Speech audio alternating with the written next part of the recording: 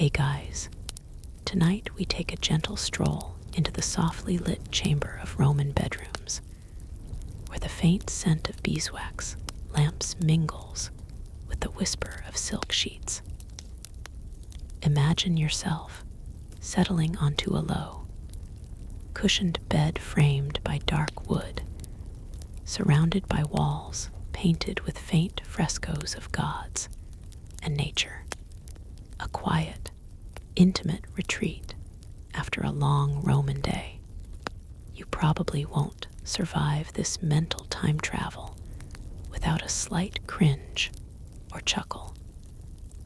Because the things that happened in these rooms often teeter between the unexpectedly mundane and downright bizarre. So before you get comfortable, take a moment to like the video and subscribe, but only if you genuinely enjoy what I do here.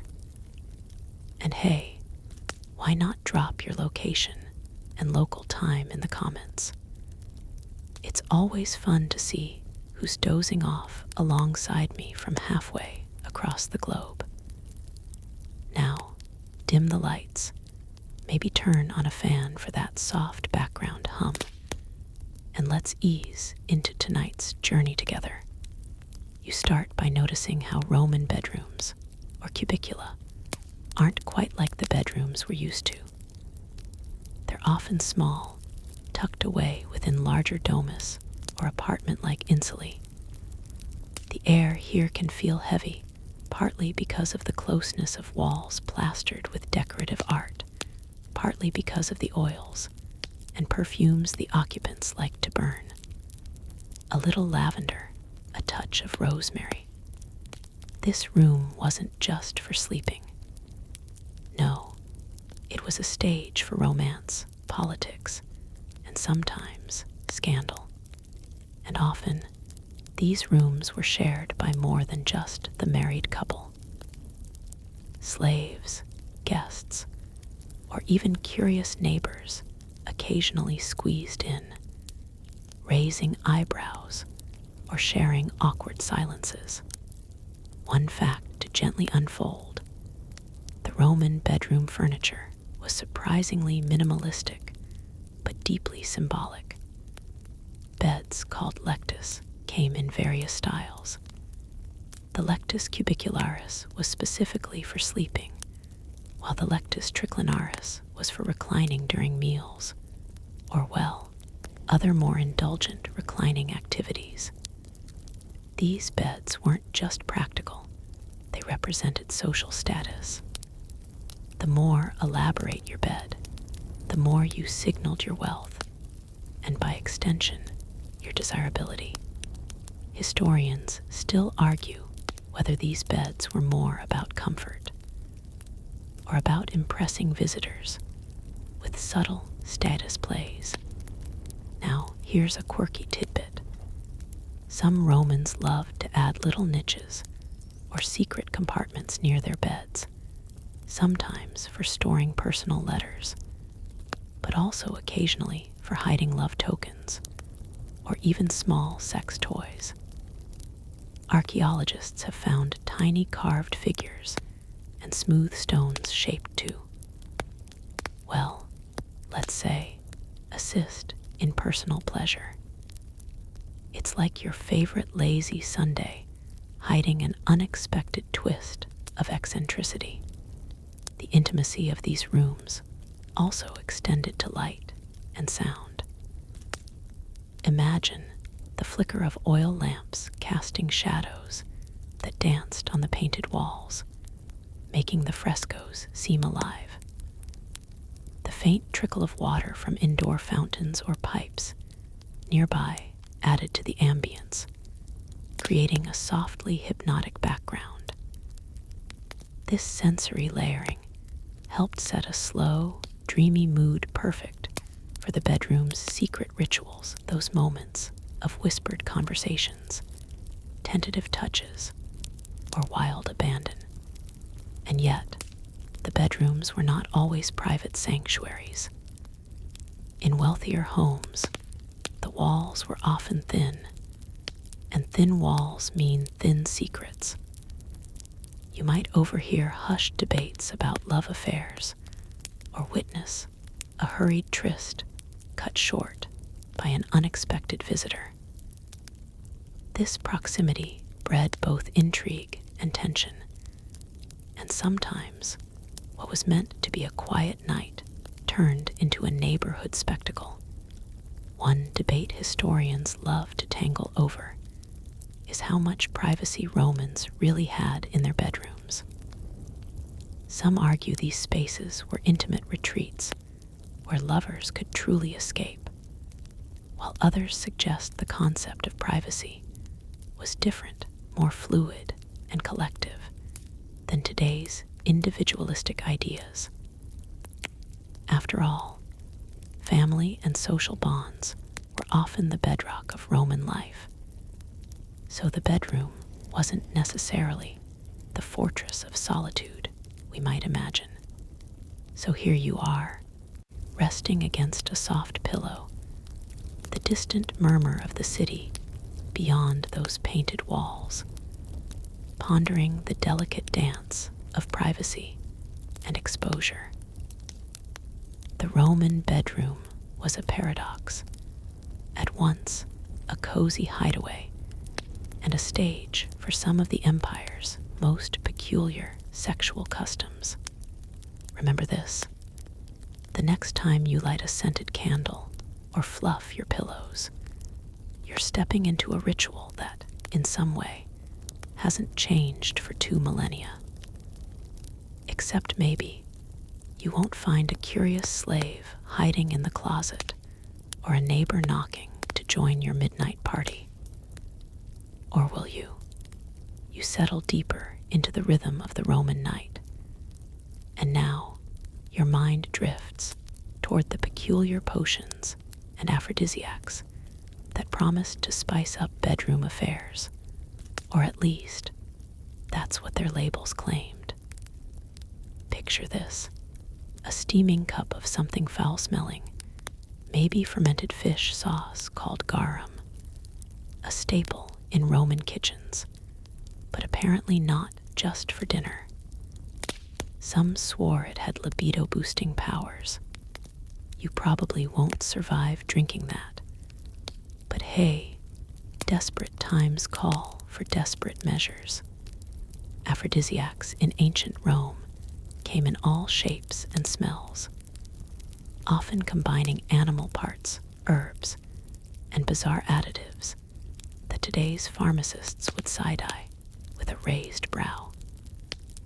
You might have found yourself offered concoctions featuring anything from goat testicles to honey, and even the ground-up bones of birds. While the Romans believed these mixtures could inflame desire or potency, historians still argue whether these were genuinely effective or merely placebo, serving more as romantic ritual than medicine. One mainstream historical fact to tuck away: the Romans often linked sexual vigor to health and vitality, inspired by Greek medical theories from Hippocrates and Galen. The humoral theory, for instance, suggested that balancing bodily fluids could enhance sexual energy, so aphrodisiacs were seen as part of that balancing act. But the methods to achieve it could be, let's say, inventive. Here's a quirky tidbit that's sure to linger. Some recipes called for dried lizard or the blood of snakes, believed to awaken hidden passions. Imagine grinding up reptiles in your kitchen to mix into your lover's wine. The ancient Roman version of spicing things up definitely had a natural but gross factor. Archaeologists have even uncovered jars labeled with erotic hints, possibly storing such potions. You might say it's the OG energy drink for love, but much, much smellier. And yet, this cocktail culture of libido enhancers wasn't without skepticism. Some Roman physicians cautioned against overuse, warning that these potions could cause more harm than good. There's even a hint of debate among scholars about whether these remedies were widely used or mostly confined to the elite's private apothecaries. Did the average Roman even know about these recipes, or were they just fancy curiosities for the upper crust? You imagine yourself, then, in a quiet corner of the city, a candle flickering, a jar of mystery goo in hand, weighing whether to trust ancient science or just stick to a nice glass of wine. After all, nothing says romance like a little healthy doubt mixed with curiosity. What really colors this picture is how these aphrodisiacs reveal Rome's intersection of medicine, superstition, and sexuality. They show a culture that took pleasure seriously, but wasn't afraid to blend the practical with the mystical. And they remind you, softly, that even thousands of years ago, people were trying their best to impress the object of their affection, sometimes with wildly questionable ingredients. So as you imagine that pungent mix, remember the faint splash of garum on the tongue, and wonder if you dare take a sip. You're tapping into a very human desire to find any edge, no matter how strange, to kindle passion in the quiet dark. You're now drifting into the warm, steamy embrace of the Roman public baths, those sprawling complexes of marble, mosaic, and murmuring water.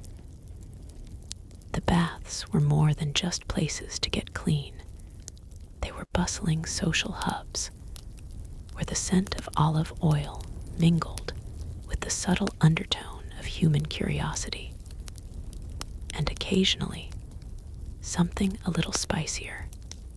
Imagine yourself slipping into the tepid waters of the caldarium, the steam curling around you like a silken cloak, as nearby voices murmur flirtations and laughter.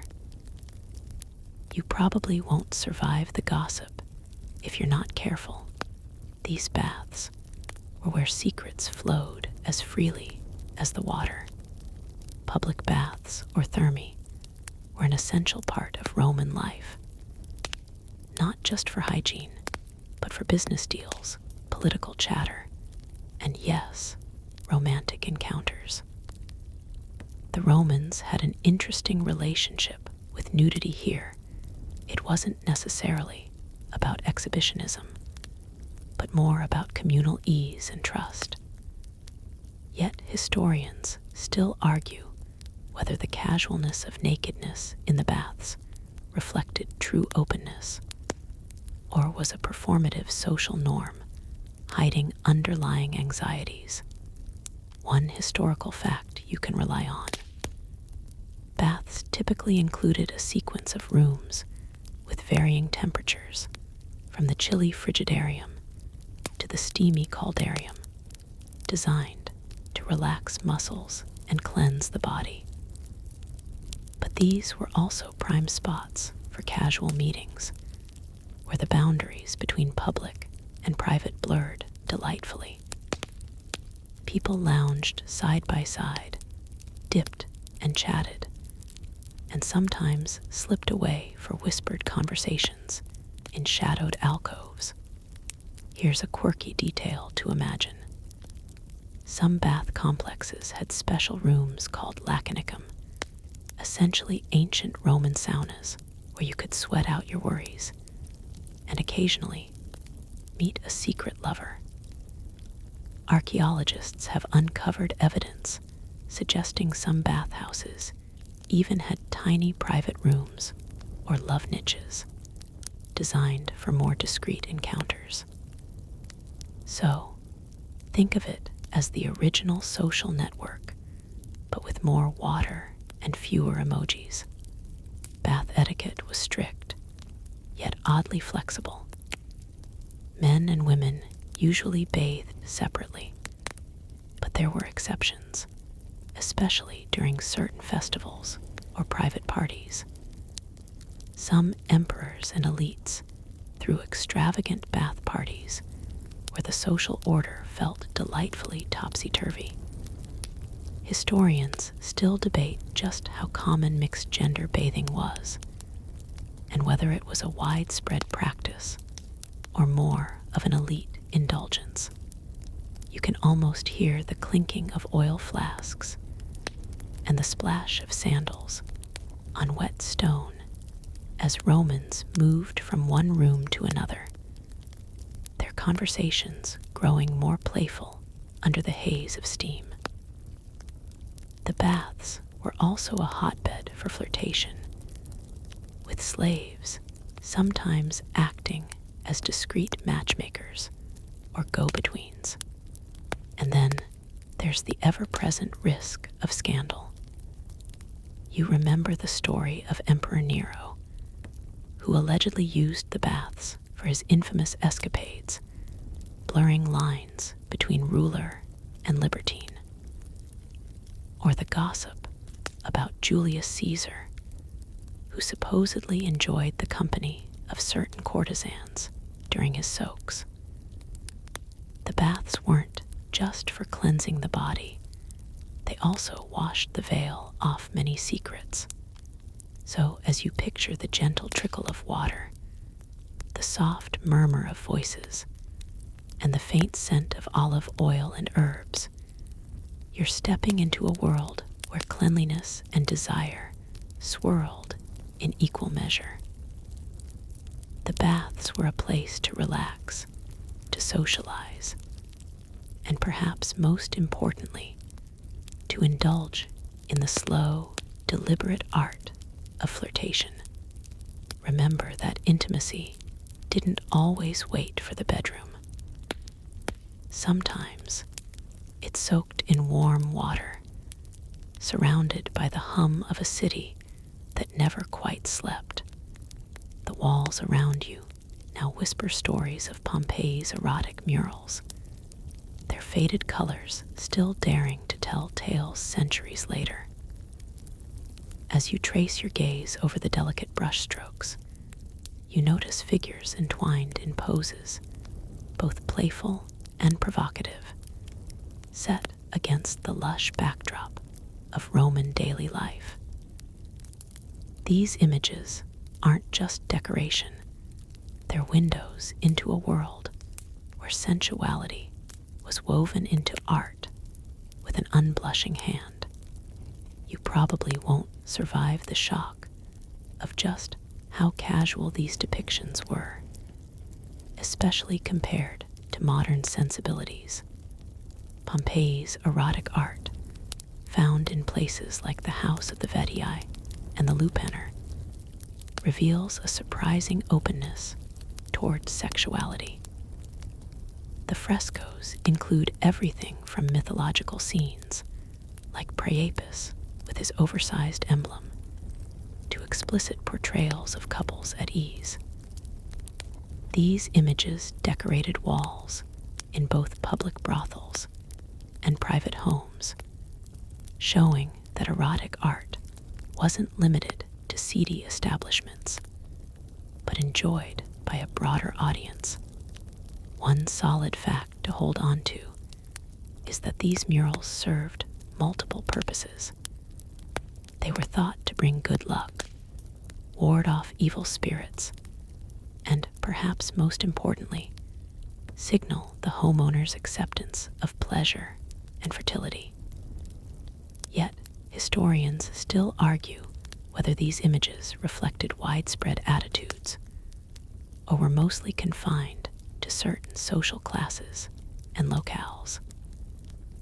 Were they common conversation starters, or more like secret art pieces shared among trusted friends?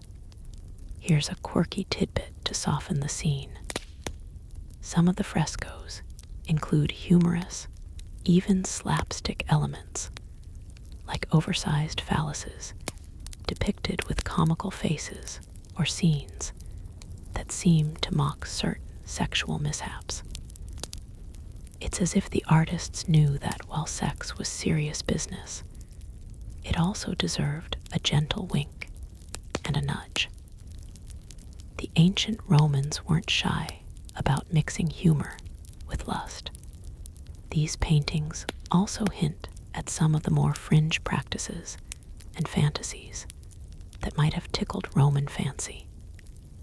For example, some frescoes show depictions of bestiality or group sex, which today's scholars debate whether they represent actual events or symbolic exaggerations.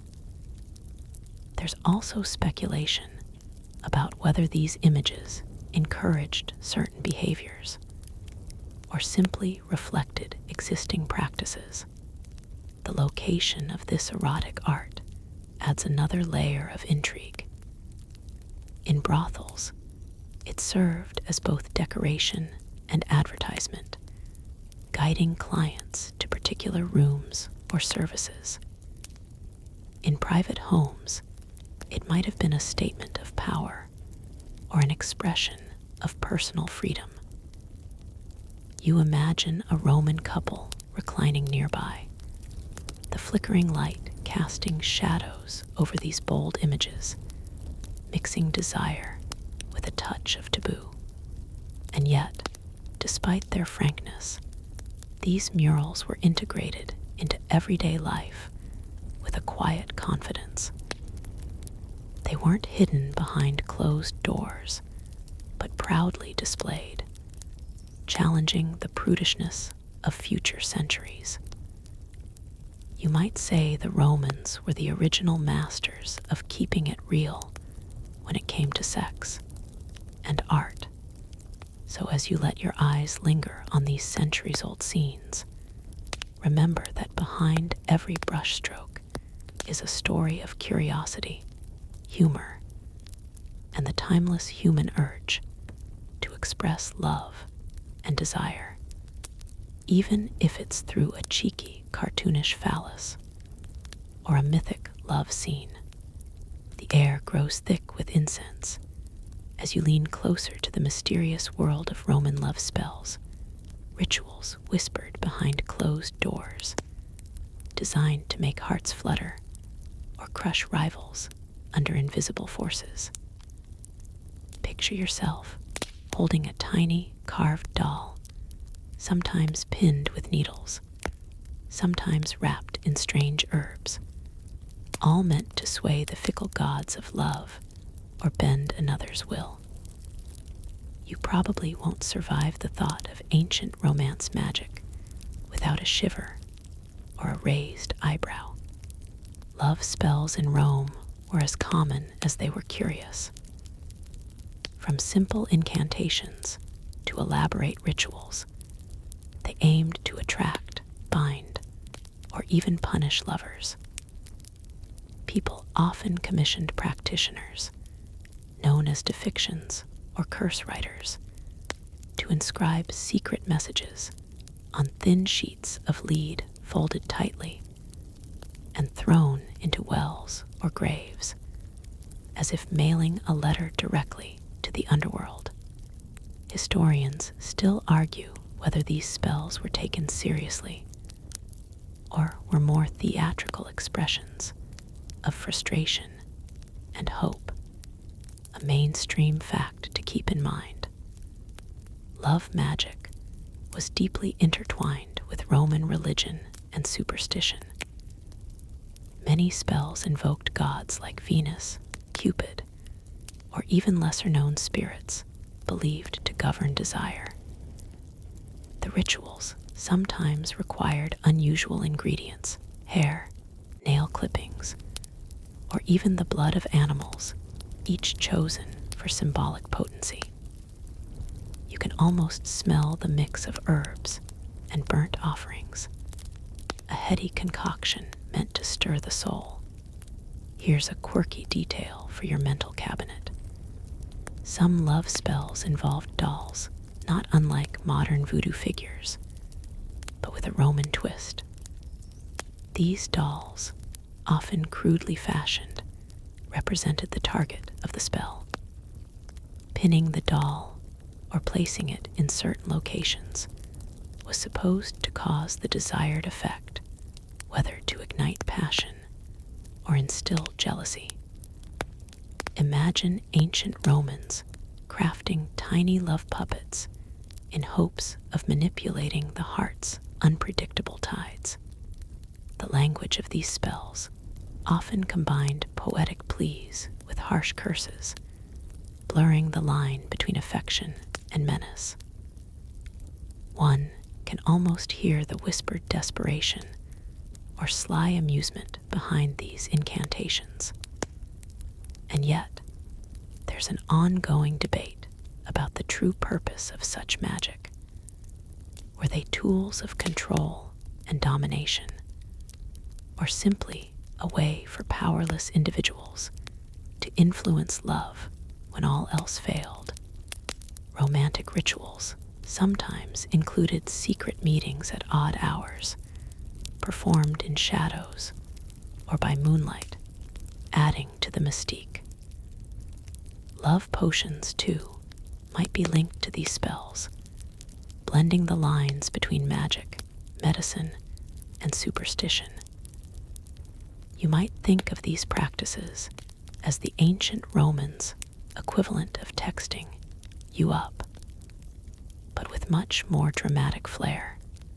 So as you picture those tiny dolls, carefully carved and lovingly, or spitefully handled, remember this: behind every charm was a story of hope, desire, and the timeless human wish to connect. Whether real or imagined, these spells echo through time, whispering secrets of passion and the lengths we go to win a heart. You now find yourself stepping through the threshold of the Roman brothel, where the scent of incense mingles with whispered deals, and the quiet shuffle of feet on mosaic floors. These places were far from the shadowy dens we might imagine. Instead, they operated under surprisingly strict rules and a curious mix of business savvy and social tolerance. You probably won't survive the polite efficiency of these establishments without marveling at their organized chaos. Roman brothels or lupinaria were often small but bustling, tucked into busy city corners or even near the baths. They featured multiple rooms, each designed for quick turnover, with stone beds and basins for washing. The walls sometimes bore erotic paintings, reminders of services offered, or flirtatious advertisements. What stands out is the surprisingly formal regulation of these businesses, from licensing to taxes. Brothel owners were registered. Prostitutes were required to wear certain attire, and the state kept a close eye on operations. One historical fact worth noting: prostitutes in Rome were generally categorized as either slaves or freedwomen, each with different rights and social standings. Many worked under contract, and some even managed to buy their freedom and run their own businesses. Yet, historians still argue about the exact social mobility possible and how much autonomy these women truly enjoyed. Here's a quirky detail. Some brothels even had menus in the form of frescoes or graffiti, displaying prices and services with cheeky illustrations. You can almost hear a Roman client reading the fine print while trying not to blush. These artworks sometimes doubled as humor, like today's body memes, showing the lighter side of a serious trade. Roman brothels also reflected the empire's diversity. Clients ranged from common laborers to high-ranking officials, and the women came from all over, from local Roman citizens to imported slaves from far-flung provinces. This melting pot sometimes sparked tensions, especially when different cultural attitudes towards sex clashed within the walls. And then there's the matter of health and hygiene. The Romans had surprisingly advanced knowledge of certain diseases and implemented rules to protect patrons and workers, though nothing like modern standards. Baths nearby helped maintain cleanliness, and some prostitutes reportedly used early forms of barrier protection, though historians debate how effective these were. As you linger in this snapshot of commerce and desire, you notice that brothels were more than places of pleasure. They were social microcosms, reflecting broader Roman attitudes towards sex, class, and control. The strict regulations hint at a society attempting to contain passion within predictable bounds, sometimes successfully, sometimes not. So as you step back into the quiet streets of Rome, remember the brothel not just as a house of vice, but as a fascinating, regulated institution that thrived at the intersection of economy, culture, and human longing. Now, as you recline and let your mind wander, picture the surprisingly common presence of sex toys in ancient Rome, a world where curiosity often outpaced prudishness. Archaeologists have uncovered a variety of objects that suggest the Romans had a playful and inventive approach to personal pleasure. You probably won't survive the sheer practicality and diversity of these ancient gadgets without a quiet chuckle at how timeless human creativity really is. Roman sex toys, including dildos made from materials like bone, ivory, and even glass, were surprisingly widespread. These artifacts have been found in homes ranging from the humblest apartments to lavish villas, suggesting that such items crossed social boundaries. One historical fact: these devices were often elaborately decorated, indicating they weren't just utilitarian, but also aesthetic objects. Historians still argue about the exact social acceptability of these toys.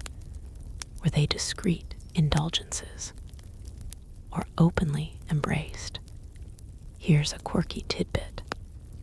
Some toys were designed with suction cups or rings to allow hands-free use or attachment to surfaces, ancient versions of convenience that would make even a modern consumer raise an eyebrow in appreciation. There's even evidence of a tool resembling a vibrator, powered by water pressure in bathhouses, though scholars debate its actual use and significance. Sex toys in Rome weren't limited to personal devices. Some were integrated into theatrical performances or fertility rituals, blurring the line between fun and function. The cultural attitude seems relaxed yet pragmatic, with a hint of humor. It's as if the Romans knew that pleasure, like art, could be enhanced by a touch of ingenuity. You might imagine a discreet market stall somewhere in the city where vendors sold these curious objects alongside perfumes and oils. Their clientele ranged from curious young lovers to seasoned adults seeking to spice up their intimate moments. This openness stands in contrast to later periods in history when such items were buried in shame or secrecy. At the same time, there's a scholarly debate about whether the use of these toys was limited to women or also embraced by men, and how gender norms influenced their acceptance. Some evidence suggests that men, especially in elite circles, might have used them as part of sexual play or to satisfy partners, but it's far from conclusive. So as you ponder these ancient gadgets, remember that human desire has always found inventive outlets, and that behind every polished bone or glass toy lies a story of laughter, experimentation, and maybe a little mischief. The Romans may have been serious builders of empires, but when it came to pleasure, they certainly built a toolbox worth envying. You're drifting now into the tangled web of Roman marriage and adultery, where social rules were strict, but sneaky loopholes abounded, almost like an ancient soap opera playing out beneath togas and stolas. Picture a Roman wife calmly navigating the rules of fidelity, all while quietly eyeing her husband's wandering eyes and maybe planning her own little rebellion. You probably won't survive the subtle strategies of fidelity and infidelity without a knowing smile. Roman law emphasized marital fidelity, especially for women, with adultery considered a serious offense that could lead to public disgrace or worse. Yet, the enforcement was complicated and often favored men's liberties. Husbands had legal rights to punish unfaithful wives, but wives had fewer protections, reflecting the gender power imbalance deeply embedded in Roman society. Historians still argue about how widespread strict fidelity really was. Was it idealized law or lived reality? Here's a quirky detail. Some clever Romans exploited legal loopholes to circumvent adultery accusations. For instance, certain extramarital relationships were tolerated if discreet, or if the parties were of different social standings. And then there was the curious case of temporary marriages or contracts that skirted the edges of legal matrimony, sometimes used to legitimize otherwise questionable liaisons. The Roman concept of marriage was as much about property and alliances as love. Divorce was relatively easy and common compared to later periods, allowing spouses to dissolve bonds without the social stigma we might expect. This fluidity made the sexual landscape more complicated, but also more flexible. You might imagine the delicate dance of public morality and private desire playing out behind closed doors. Adultery itself was a mixed bag while socially condemned. It was sometimes tacitly accepted, especially when the husband had mistresses or slaves. The social double standard was glaring, with women bearing the brunt of scandal and punishment. Yet, some elite women wielded significant influence and even used their affairs strategically to boost family fortunes or political standing. And of course, the presence of slaves complicated matters further. They often acted as go-betweens or secret lovers, weaving another layer of intrigue into Roman domestic life. Historians debate how consensual or coerced these relationships were, making it a thorny topic even today. So, as you imagine the gentle clinking of wine cups in a dimly lit dining room, where whispered secrets and glances tell stories of loyalty and betrayal, remember that Roman marriages were less about romantic idealism and more about navigating complex social currents. Fidelity was prized, but flexibility was survival. Your modern notions of marriage might feel a little at odds with these practices. But then again, human hearts have always been a little unruly. No matter the century, you settle into the shadows of the gladiator's world, where steel meets sweat, and, as rumor has it, tangled sheets tell their own stories.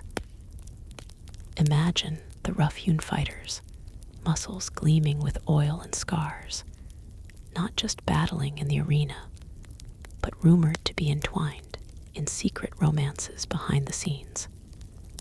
You probably won't survive the mix of fact, fiction, and juicy gossip surrounding gladiators. Sex lives without a raised eyebrow or a smirk.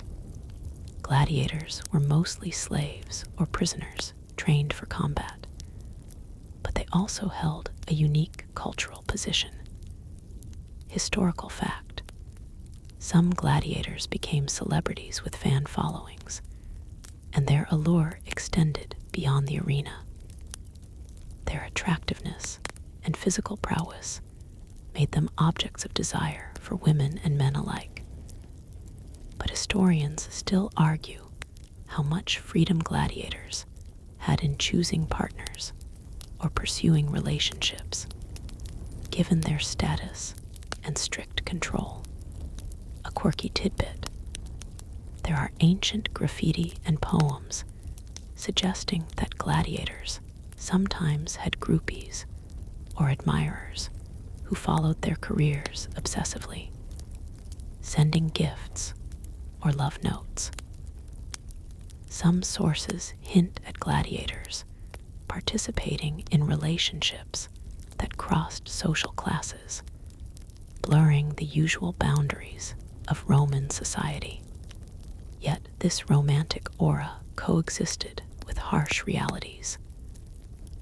Gladiators lived under rigid discipline, their bodies often commodified for entertainment, and their personal lives were heavily monitored. The question of consent and genuine affection remains a topic of scholarly debate, complicating the romanticized image. You can almost hear the low murmur of the crowd at the Colosseum, and imagine the whispers backstage, where these fighters found brief respite from bloodsport in stolen moments of tenderness or companionship. The idea of gladiators as sex symbols might feel modern, but it's deeply rooted in ancient Roman culture. At the same time, rumors sometimes spun out of control, mixing admiration with scandal. Some emperors were said to have favorite gladiators as lovers, though historians question the truth versus political propaganda in these stories. So as you let your mind wander from the roar of the arena to quiet nights filled with hushed conversations and secret touches, remember that gladiators were more than just fighters. They were complex individuals caught between spectacle and desire, fame and survival. In this tangled web, you glimpse the human stories behind the armor and blood, a reminder that even in the harshest worlds, love and longing find their place. You find yourself in the shadowy halls of imperial Rome, where Emperor Caligula's name echoes with scandal and whispered excess. Imagine the dim candlelight flickering against marble walls as rumors swirl about the emperor's infamous sexual escapades, stories so wild that you probably won't survive hearing them without a raised eyebrow or a nervous chuckle. Caligula's reign is famously marked by tales of debauchery, from affairs with senators' wives to bizarre public displays that shocked even his contemporaries. One solid fact: ancient historians like Suetonius and Cassius Dio describe Caligula's extravagant and often cruel behavior, painting a picture of an emperor who blurred the lines between power, madness, and desire.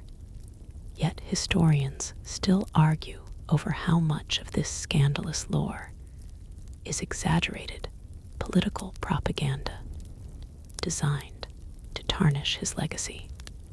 Among the more eyebrow-raising anecdotes are stories of Caligula appointing his favorite horse as a priest or consul, and similarly strange tales of his sexual exploits, ranging from incestuous relationships to lavish orgies. While these accounts might be colored by bias, they reveal how sexual rumors were weaponized in Roman political culture. Here's a quirky tidbit. Some sources claim Caligula was obsessed with shocking public morals, going so far as to invite prominent citizens to watch intimate acts or to participate in orchestrated spectacles, blending sex and politics.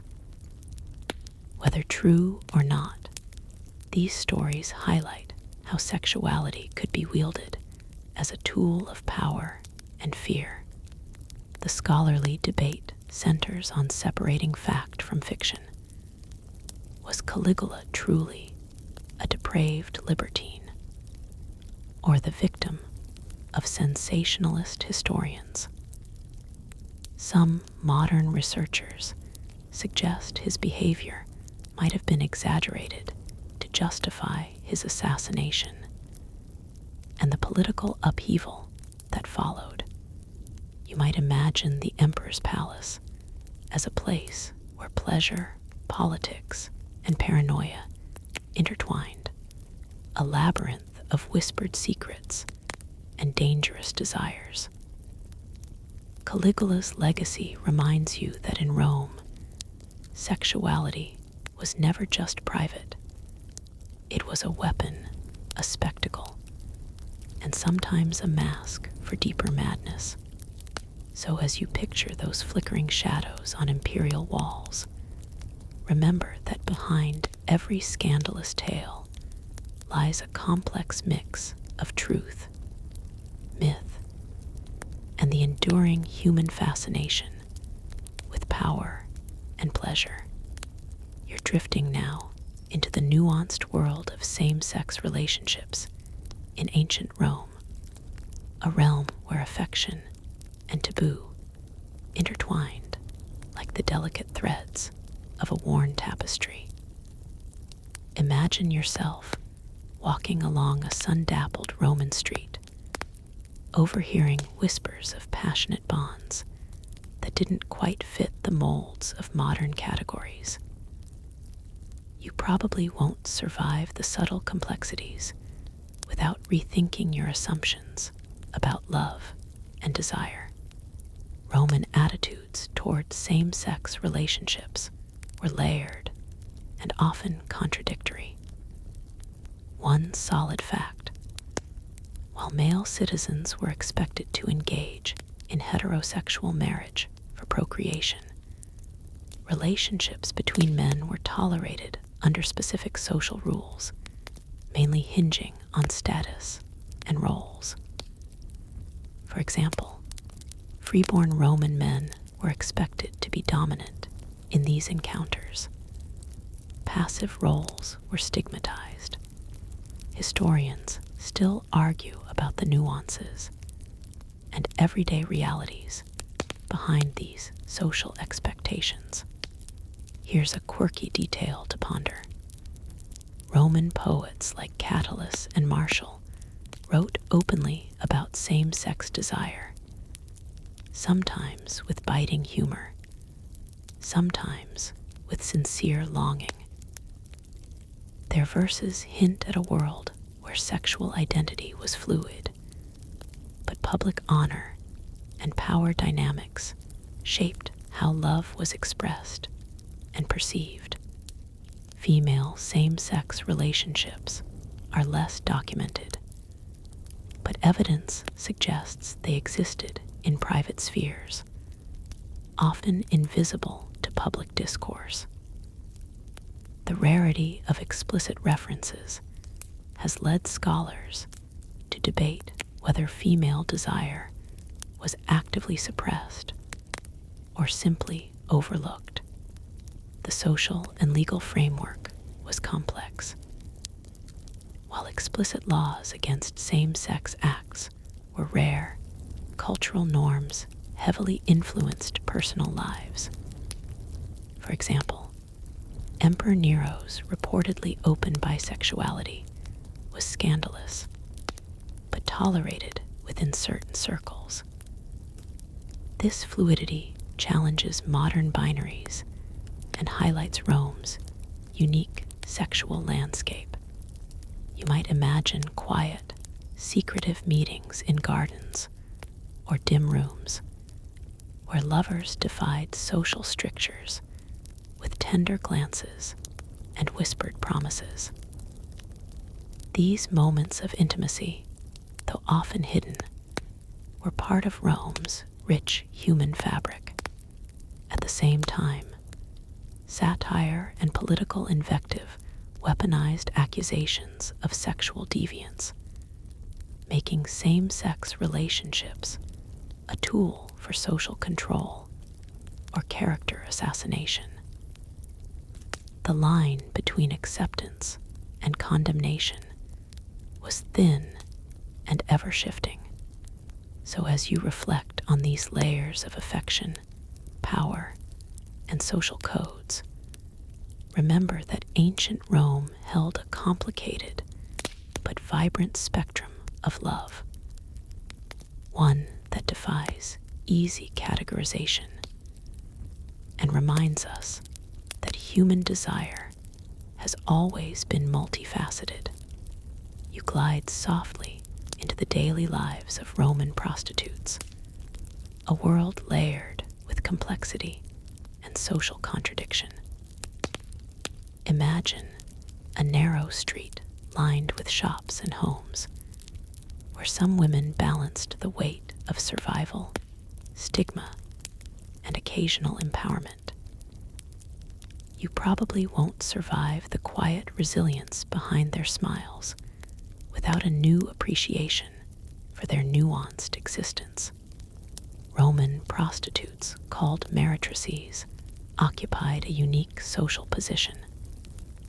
Many were slaves or freedwomen, but some were freeborn, choosing this path out of necessity or ambition.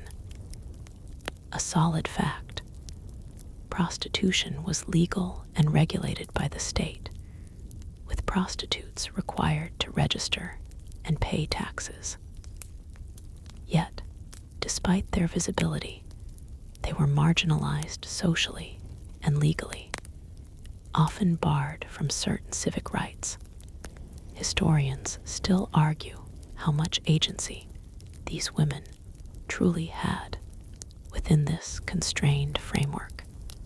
A quirky tidbit: some prostitutes became famous for their wit, charm, and connections, influencing politics and culture behind the scenes. Certain courtesans, or scorta, mingled with elite men, gaining power that rivaled respectable matrons. You might imagine the murmur of salons, where sharp tongues and subtle glances wielded influence as potent as any law. Daily life for prostitutes varied greatly. Some worked in brothels, others operated independently in streets or taverns. Their work involved navigating complex client relationships, managing health risks, and coping with social exclusion. Baths often served as both social spaces and hunting grounds for new clients, adding another layer to their daily rhythm.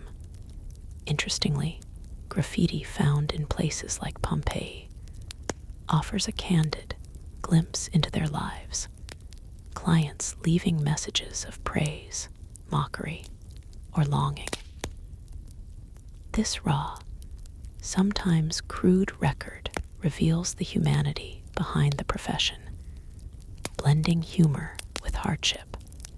Slaves in prostitution had even fewer rights, often controlled by owners who profited from their labor and bodies. The degree of consent and exploitation remains a debated topic, reflecting the darker side of Roman sexual culture. So, as you imagine the mix of strength, vulnerability, and cunning that colored these women's lives, remember that Roman prostitutes were not mere caricatures, but real people navigating a complicated social web.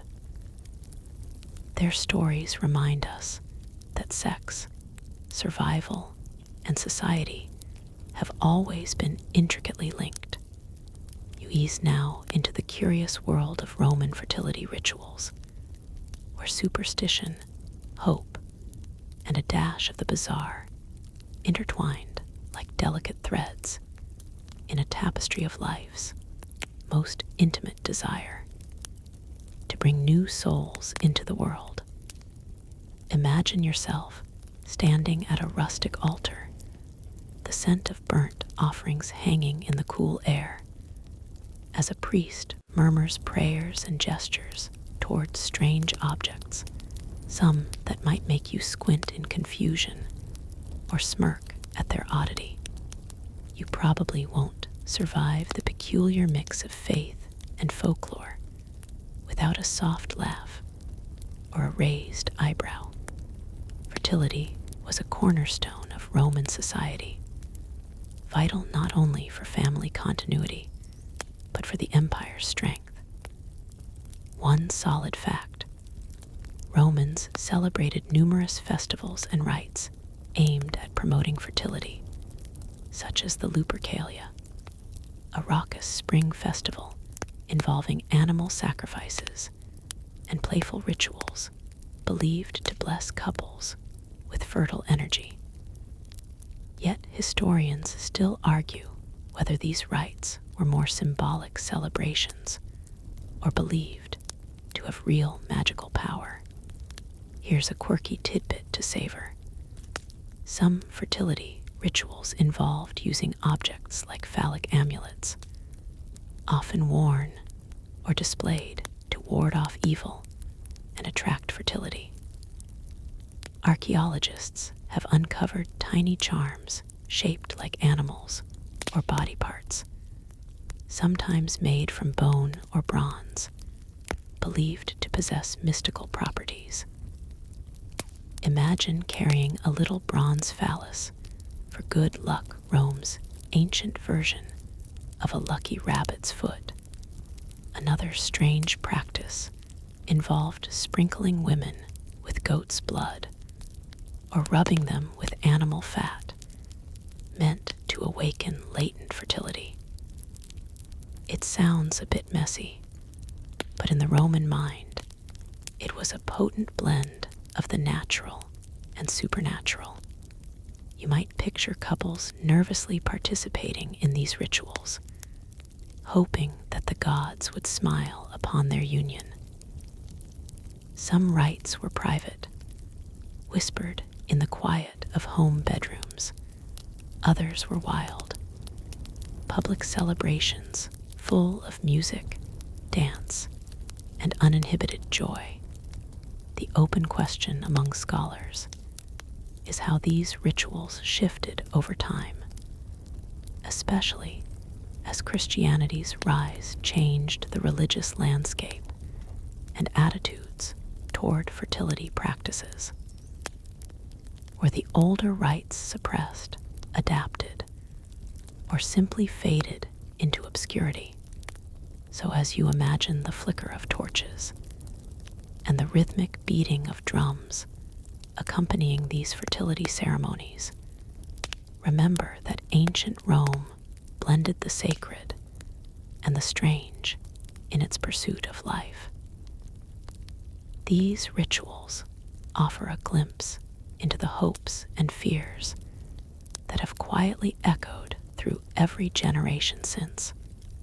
You slip gently now into the dim glow of Roman erotic literature, where poetry and prose paint vivid pictures of desire, teasing your imagination like a soft breeze on warm skin. Imagine yourself holding a faded scroll, the elegant Latin script hinting at stories that range from tender to titillating. You probably won't survive the mix of wit and candor in these ancient texts without a quiet smile or a curious glance. Roman erotic literature was surprisingly diverse, including poems, plays, and stories that explored the pleasures and pitfalls of love and sex. One historical fact: writers like Ovid and Catullus crafted verses that openly celebrated passion, jealousy, and seduction, weaving humor and pathos into their work. Yet historians still argue how widely these works were read, and whether they reflected elite tastes or popular culture. A quirky tidbit: some erotic poems employed clever wordplay and double entendres, making them a kind of ancient Roman flirtation game. Imagine reading a poem that seems innocent until you realize every line is a cheeky nod to something far more suggestive, a timeless literary wink. These texts often blurred lines between humor and seriousness, with stories ranging from playful teasing to profound expressions of longing. They reveal a culture that wasn't afraid to explore the complexities of love in all its messy, joyful forms. Roman comedies by playwrights like Plautus included body humor and risque situations, performed before lively audiences who loved a good laugh at the follies of love. The theater was a space where sexuality could be both celebrated and mocked, showing how Romans viewed the human heart's unpredictability. Scholars debate whether erotic literature functioned primarily as entertainment, moral commentary, or even as educational material on love and sex. Its lasting influence is clear, shaping later European literary traditions and reminding us that frank discussions of desire have a long, rich history.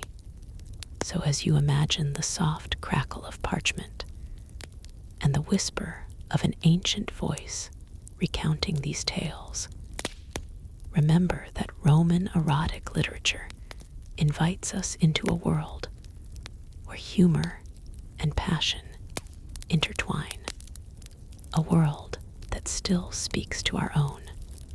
You sink now into the shadowy underworld of Roman sexuality, the the world of slaves and their complex, often coerced relationships with their owners. Imagine the quiet corners of a bustling villa, where the lines between power, survival, and desire blur in ways that might make you uncomfortable, but also deeply human. You probably won't survive the emotional contradictions without feeling a soft pang of empathy and unease.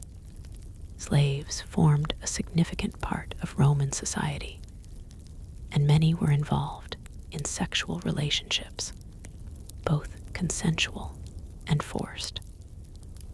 A historical fact: while masters had near absolute control over their slaves' bodies, some slaves formed genuine bonds with owners or fellow slaves, complicating the narrative of domination. Historians still argue about the extent of agency slaves held in these intimate relationships, given their vulnerable status. A quirky tidbit: some slaves were trained as entertainers or companions, skilled not only in household chores, but in the arts of seduction and conversation. They might have been prized for their beauty and wit, sometimes gaining favor or a measure of protection. Yet their lives remained precarious, balancing between affection and exploitation. Sexual relationships with slaves were often embedded in the economy of power and control, but could also offer moments of tenderness and rebellion. You might imagine a slave quietly exchanging a stolen touch or smile with a master's family member, a small act of humanity amid harsh realities. The law treated slave sexuality differently. For example, sexual offenses against slaves were often ignored, while slaves themselves could be punished harshly for any perceived transgressions. This legal asymmetry underlines the complex and often brutal dynamics at play.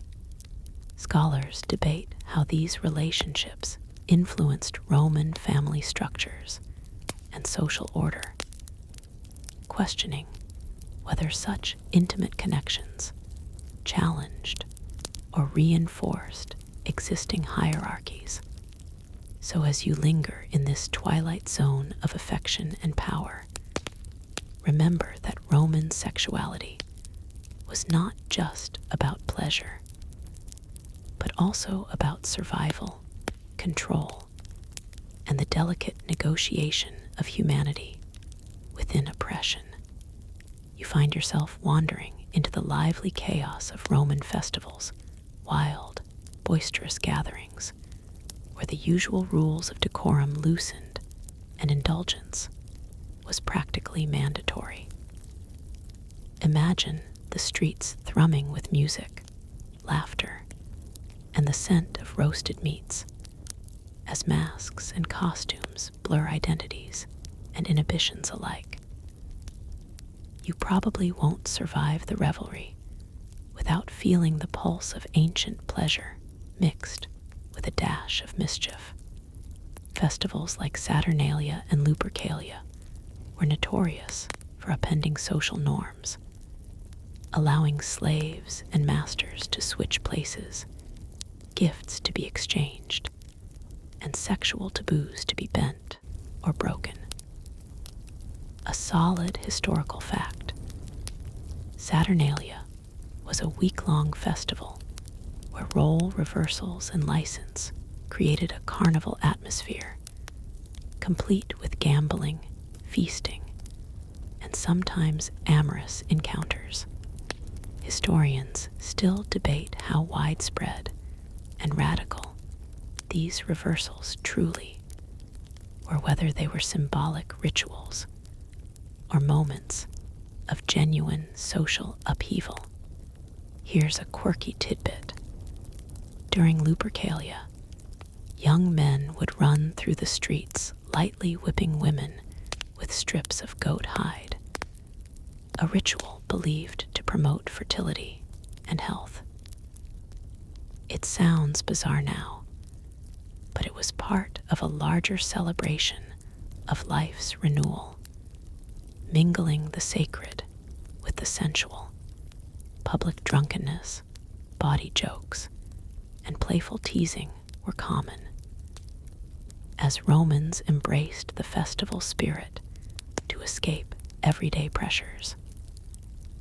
Some historians argue these events functioned as social safety valves, releasing tensions and reinforcing community bonds through controlled chaos. The blurred boundaries during festivals created spaces where otherwise taboo behaviors found temporary acceptance. Extramarital flirtations, same-sex encounters, and other expressions of desire played out more openly. You might imagine the nighttime shadows concealing whispered promises and fleeting romances sparked by the heady atmosphere. At the same time, these festivals were also closely supervised by religious and political authorities, ensuring that the revelry didn't spiral into true disorder.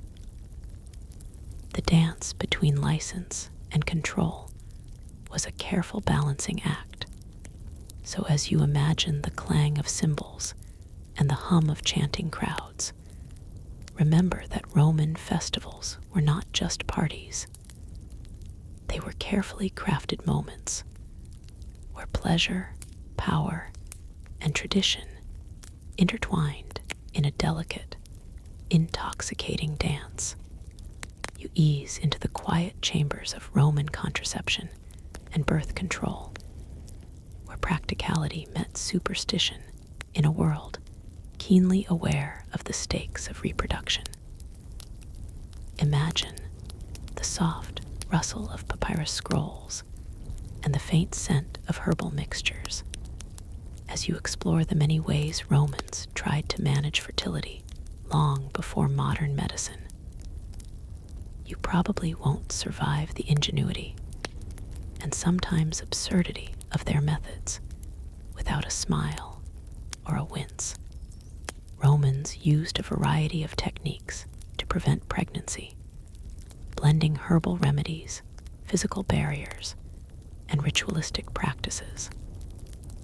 One solid fact: ancient medical texts like those of Soranus of Ephesus describe pessaries made from materials such as honey, oil, and plant extracts, inserted to block conception. Historians still debate the effectiveness of these methods, especially since knowledge was often passed down orally or kept secret. Here's a quirky tidbit. Some recipes called for bizarre ingredients like crushed mouse brains or the ashes of burnt snakes, believed to have contraceptive powers. It sounds more like a witch's brew than a pharmaceutical. But in a world without pills, desperate measures ruled. You might picture women discreetly preparing these mixtures at home, balancing the desire for control with the risks of failure. Birth control was a sensitive topic, tied not just to personal choice, but to family honor, social status, and economic concerns. Barrier methods, including linen sheaths and animal bladders, were sometimes used, hinting at a practical approach that might surprise modern observers. However, their availability was limited and likely more common among wealthier women. There's also evidence that some couples practiced coitus interruptus, or timing methods, reflecting a pragmatic understanding of conception cycles. Yet, the role of superstition remained strong, with charms and amulets used to ward off unwanted pregnancy. Scholars continue to discuss how widespread and accepted birth control was in Roman society, especially given the strong emphasis on producing heirs. So as you imagine the quiet hope and anxiety behind these ancient contraceptive efforts, remember that managing fertility has always been a delicate, deeply personal challenge, one met with both science and superstition across the ages. You glide now into the world of Roman erotic banquets, where wine flowed as freely as the witty conversation and sensual pleasure was served alongside lavish courses. Imagine reclining on a cushioned couch, the warm glow of oil lamps casting dancing shadows as exotic perfumes mingle with the murmur of flirtatious laughter. You probably won't survive the decadent mix of food, drink, and desire without a sly grin or a relaxed sigh. Erotic banquets or convivium amatorium were special occasions where dining and seduction blended seamlessly. A solid historical fact. These gatherings featured aphrodisiac foods like oysters, figs, and honey, believed to stimulate passion. Poets and philosophers sometimes attended, exchanging risque poetry and provocative debates. Historians still argue how common such events were. Were they the exclusive playground of elites, or enjoyed more widely? A quirky detail. Some banquets featured erotic games involving riddles, dares, and role-playing, designed to break down social inhibitions and kindle attraction. Imagine a game where guests wore masks and flirted under the guise of anonymity, mixing mystery with desire. These banquets weren't just about sex, but also about social bonding and status display. Hosts curated the guest list carefully, using the event to forge alliances or showcase their sophistication. The delicate dance of power and pleasure played out over courses, with subtle signals and glances carrying layered meanings. The setting often included music, poetry recitals, and even dance, creating an immersive atmosphere that engaged all the senses. You might picture the clinking of goblets and soft footsteps as guests moved between conversation and more intimate encounters. At the same time, the line between acceptable indulgence and scandal was thin, with excessive behavior risking public censure. Yet, within these walls, guests savored the luxury of temporary escape from societal expectations. So as you let the flicker of candlelight and the rich aroma of spiced wine envelop you, remember that Roman erotic banquets were more than feasts. They were sensual celebrations of life's pleasures, balancing refinement and abandon in equal measure. You drift now into the peculiar realm of Roman public baths, where hygiene, socializing, and of course, sexuality mixed in a steamy blend that might surprise you. Imagine the warm, moist air filled with echoes of laughter, whispered conversations, and the gentle splash of water as Romans lounged together in marble pools. you probably won't survive the curious mingling of cleanliness and flirtation without a quiet smile. Public baths, thermae, were central to Roman life, functioning as places for relaxation, exercise, and networking. One historical fact: these complexes often included designated spaces for massage and oiling, where attendants and patrons might engage in intimate contact. Yet historians still debate the extent to which sexual activity was accepted or regulated within these spaces. Here's a quirky tidbit. Some baths featured erotic graffiti carved into the walls or painted on tiles, ranging from humorous slogans to explicit declarations of desire. These messages give us a candid glimpse of bathhouse culture, an ancient form of social media, if you will. The social mix at baths was diverse. Men and women had separate or staggered hours, but within these divisions, people from various classes mingled freely. This setting created opportunities for flirtation and secret meetings, blurring boundaries of status and propriety.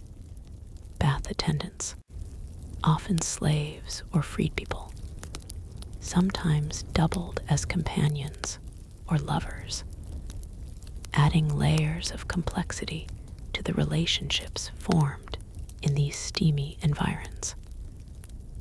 Historians still argue about the consensual nature and prevalence of such interactions.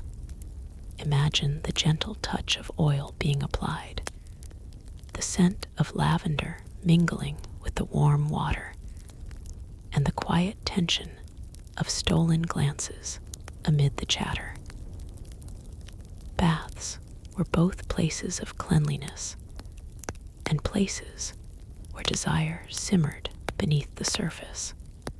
At the same time, authorities occasionally cracked down on inappropriate behavior, reminding bathers that even in leisure, discipline had its place. So as you picture the soothing water and the soft murmur of voices, remember that Roman baths were not just about hygiene.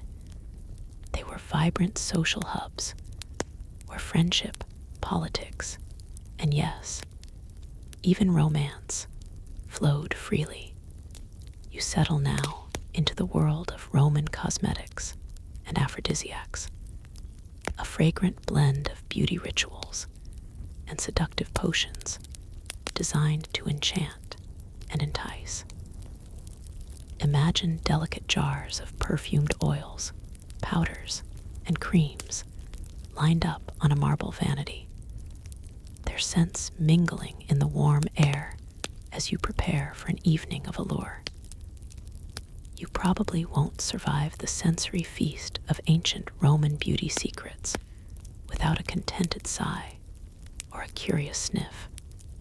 Romans were obsessed with appearance and scent, believing that physical attractiveness and the right fragrance could kindle desire and social favor. One solid fact: women and men alike used scented oils made from rose, myrrh, and saffron, applied before social events or intimate encounters. Historians still debate the origins and popularity of certain aphrodisiacs. Were they primarily cosmetic, or did they hold genuine medicinal value?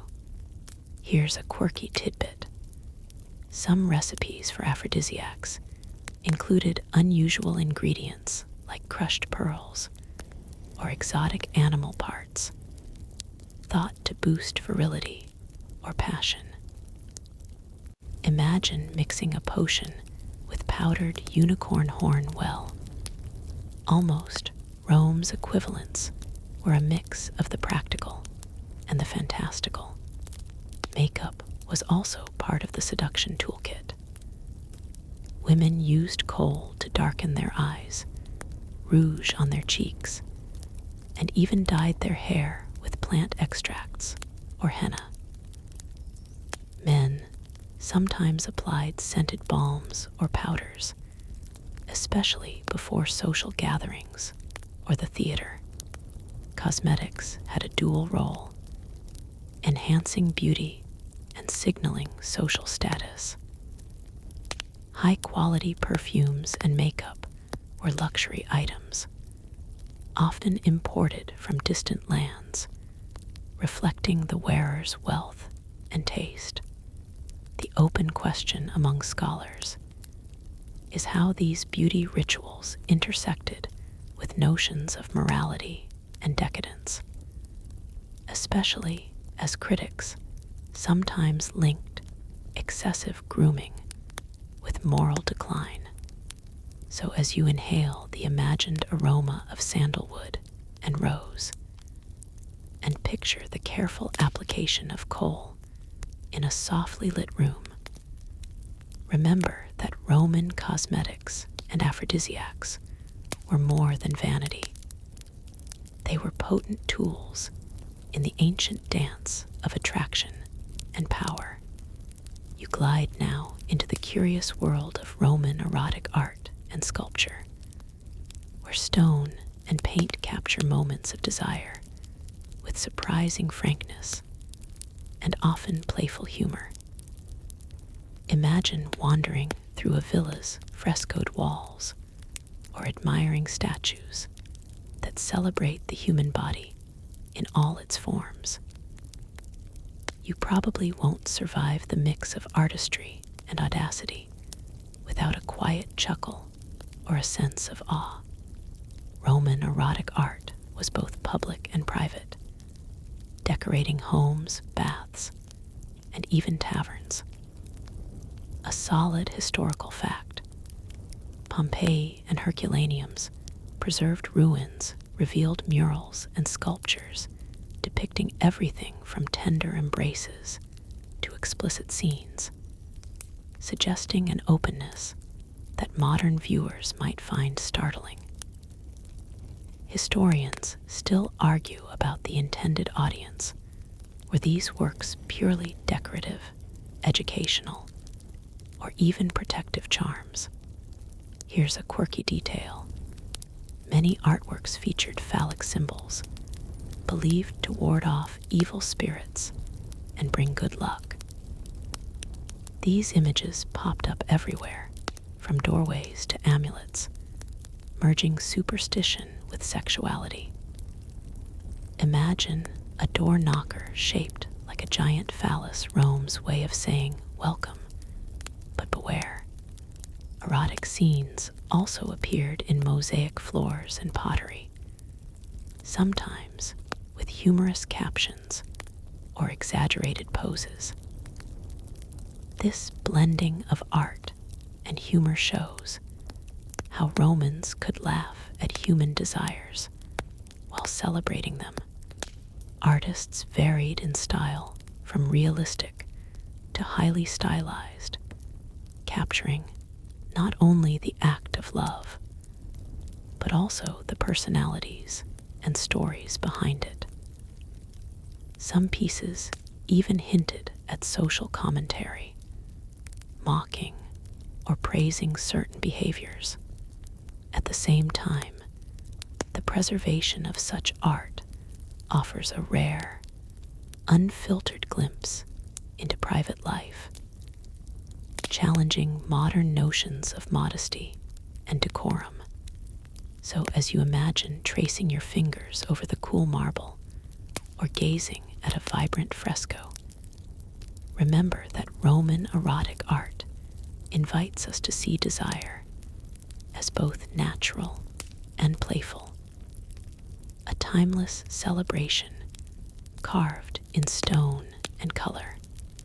You drift gently now into the shadowed alleys of Roman laws governing sexuality, an intricate web of rules, restrictions, and exceptions designed to regulate desire and maintain social order.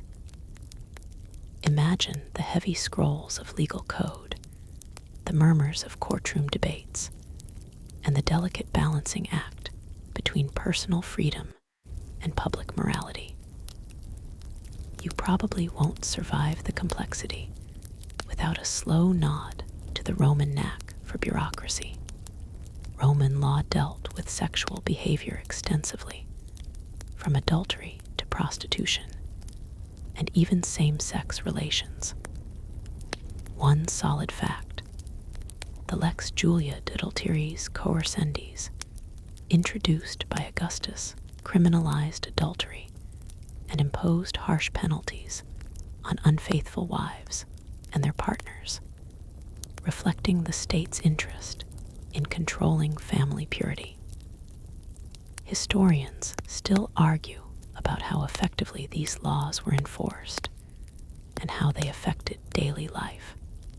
A quirky tidbit: some laws included bizarre details, such as penalties for men who tried to seduce married women, or restrictions on the number of prostitutes a client could visit, though enforcement was likely lax. Imagine a Roman citizen nervously counting his visits to keep within legal limits.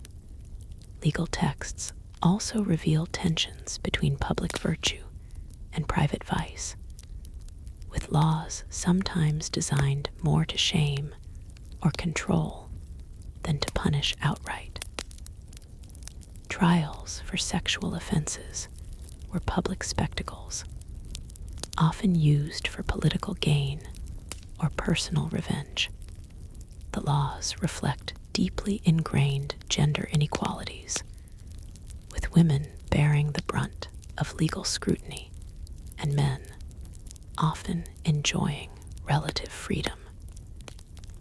Yet, some regulations aimed to protect women and uphold family honor, showing a complicated societal approach.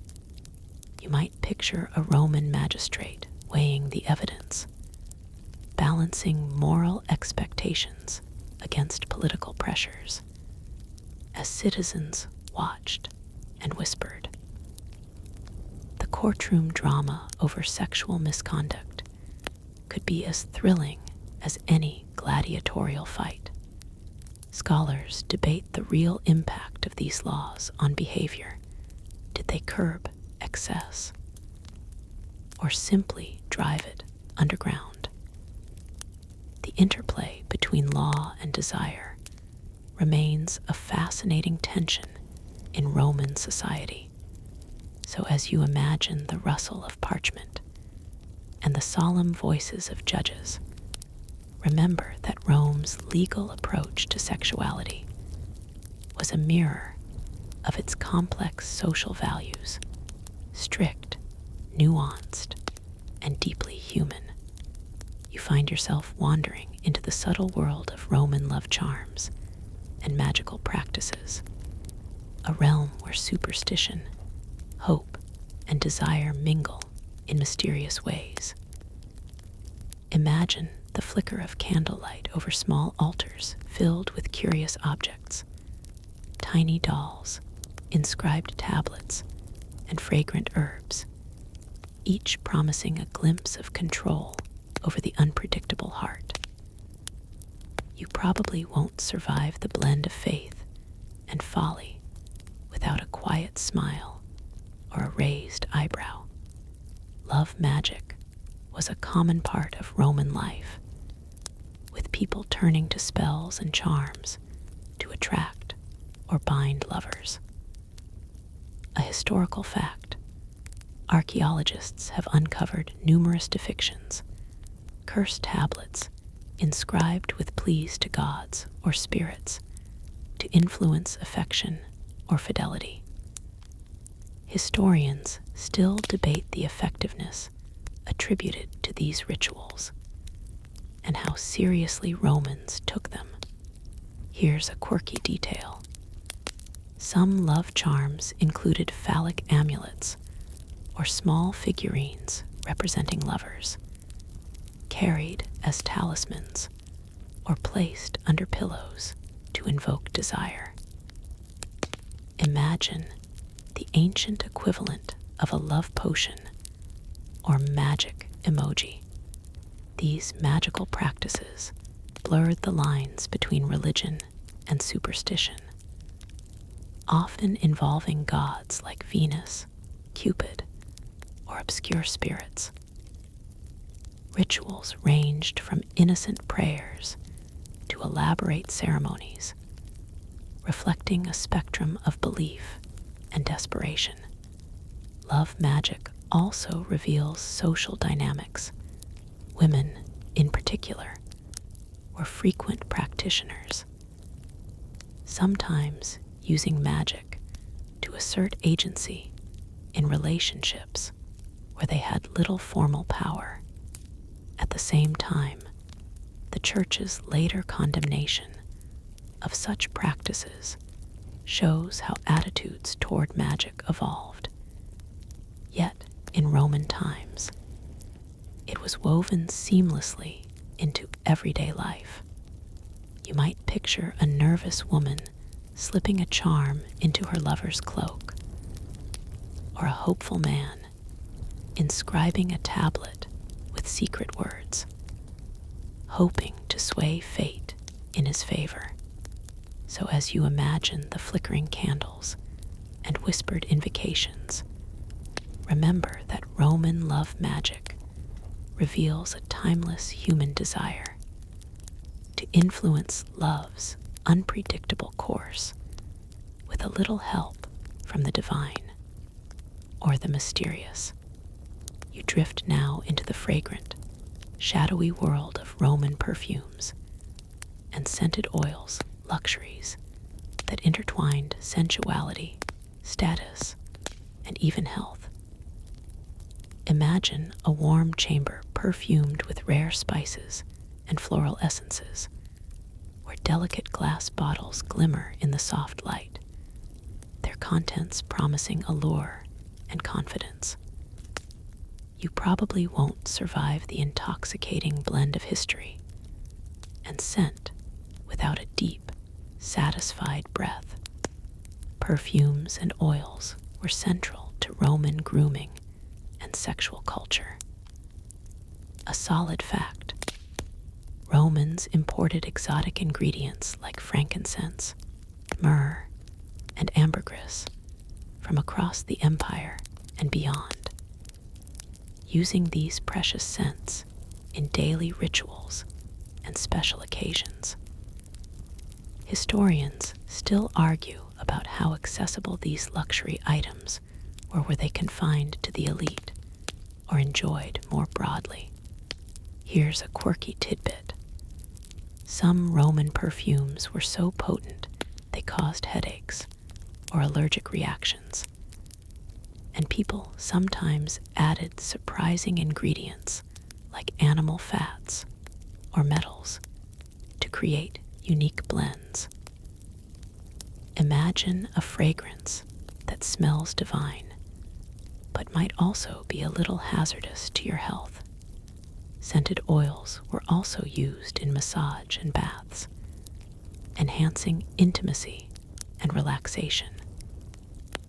The sensual pleasure of fragrant touch was a key part of Roman sexual experience, linking smell and desire in a powerful way. Perfumes served not just to attract, but to communicate social standing, with some emperors and nobles known for their extravagant collections. The fragrance one wore could influence first impressions and even political alliances.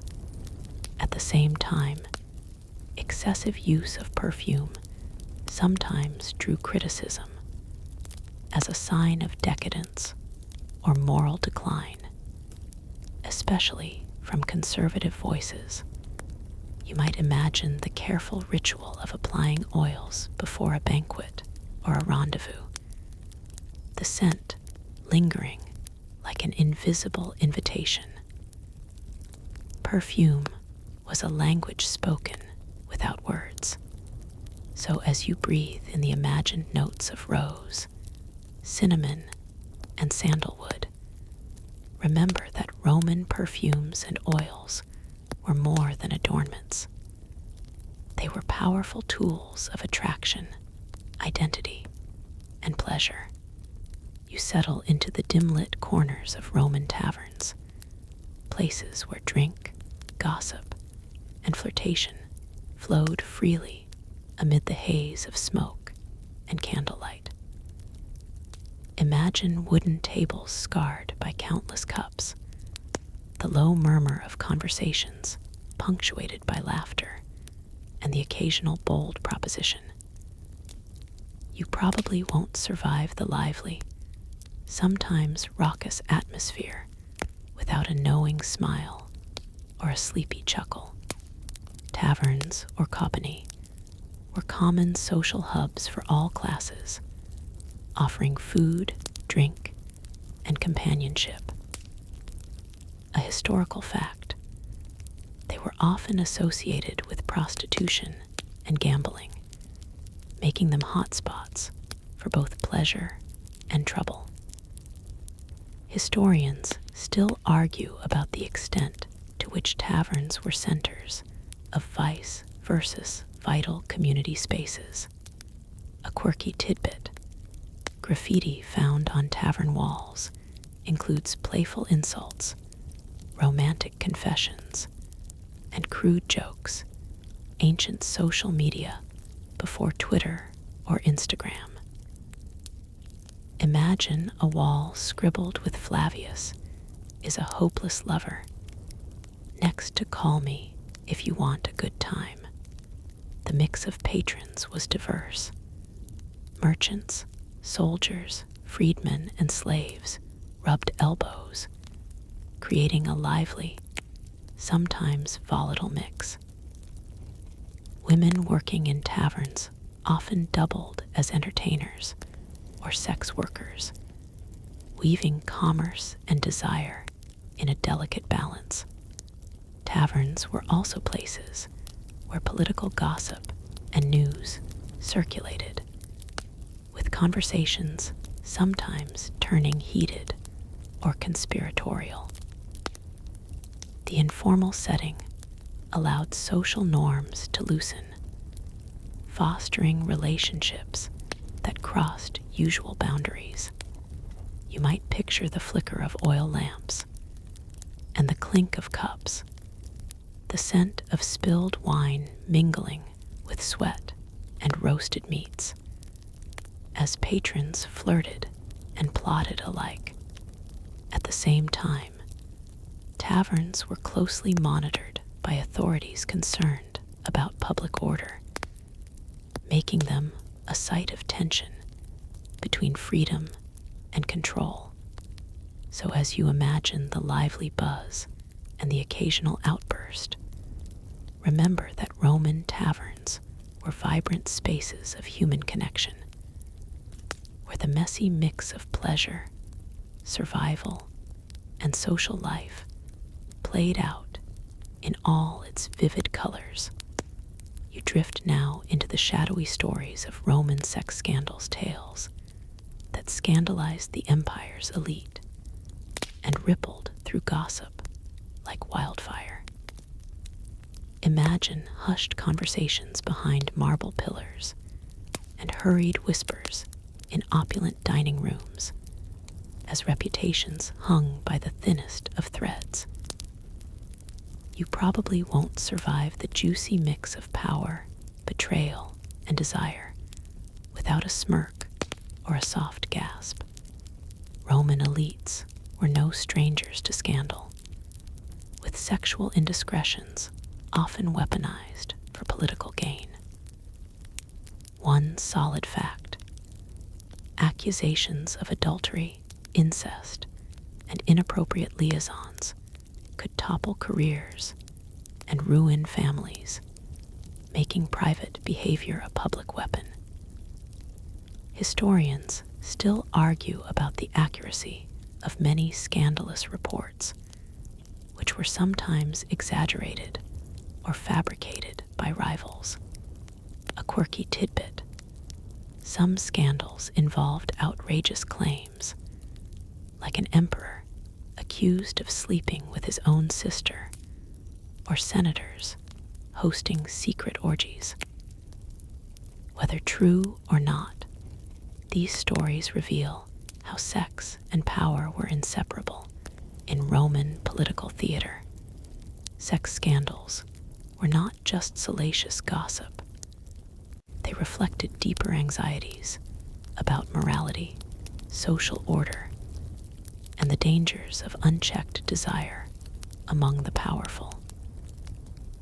You might imagine the careful balancing act of maintaining appearances while navigating a minefield of rumor and accusation.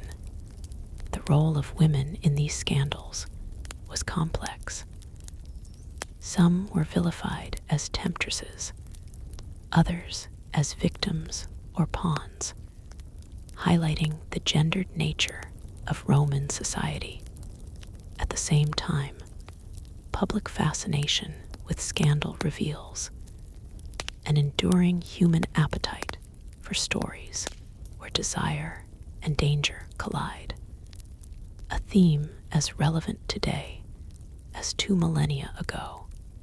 So as you picture the flicker of candlelight illuminating secret meetings and overheard conversations, remember that Roman sex scandals offer a window into the messy, human dramas behind the grandeur of empire.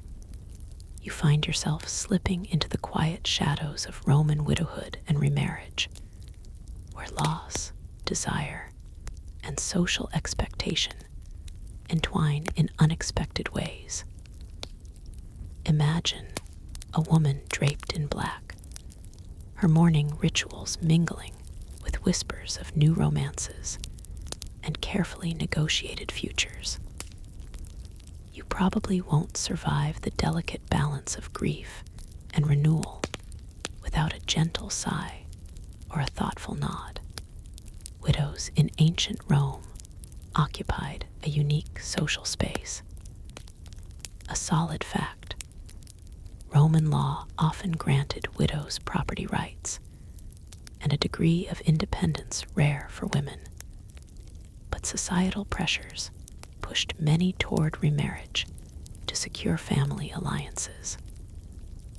Historians still argue how much freedom widows truly exercised in choosing new partners versus complying with familial or political needs.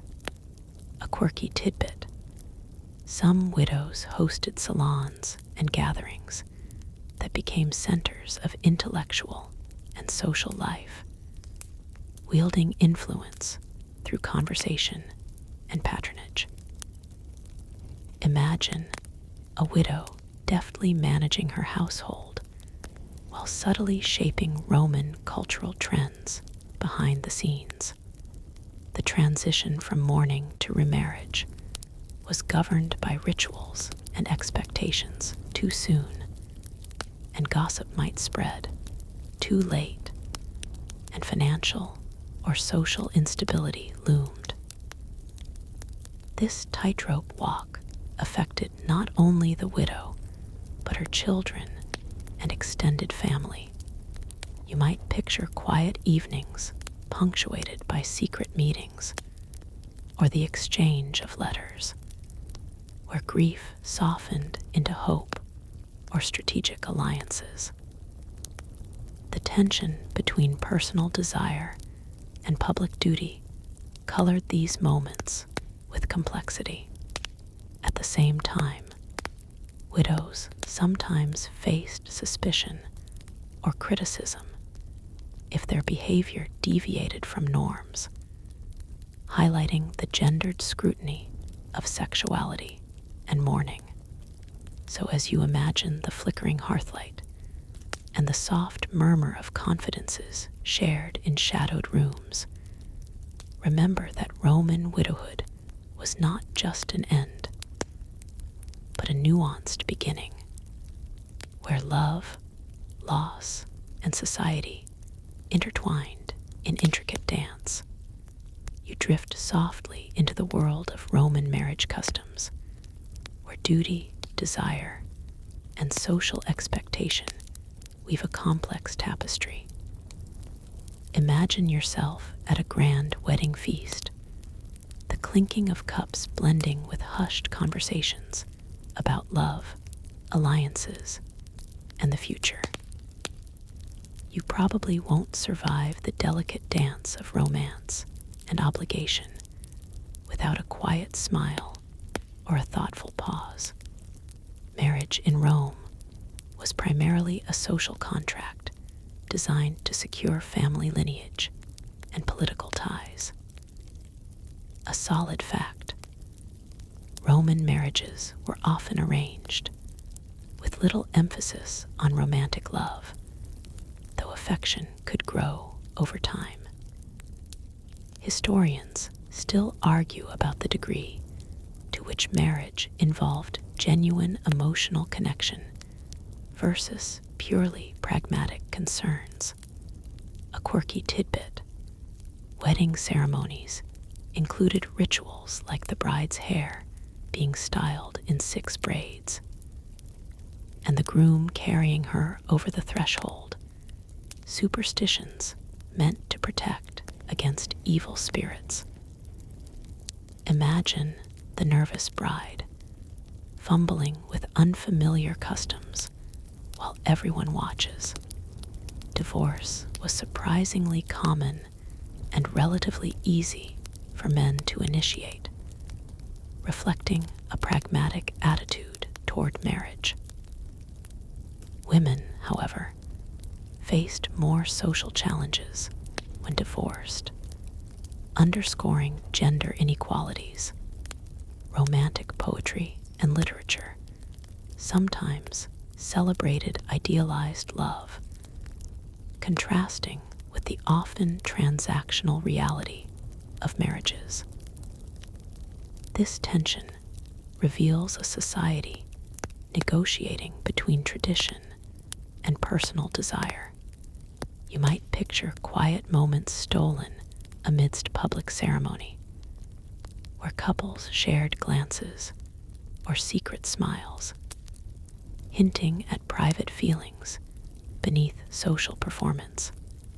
At the same time, marriage reinforced social hierarchies and citizenship, with legal implications for children's status and inheritance.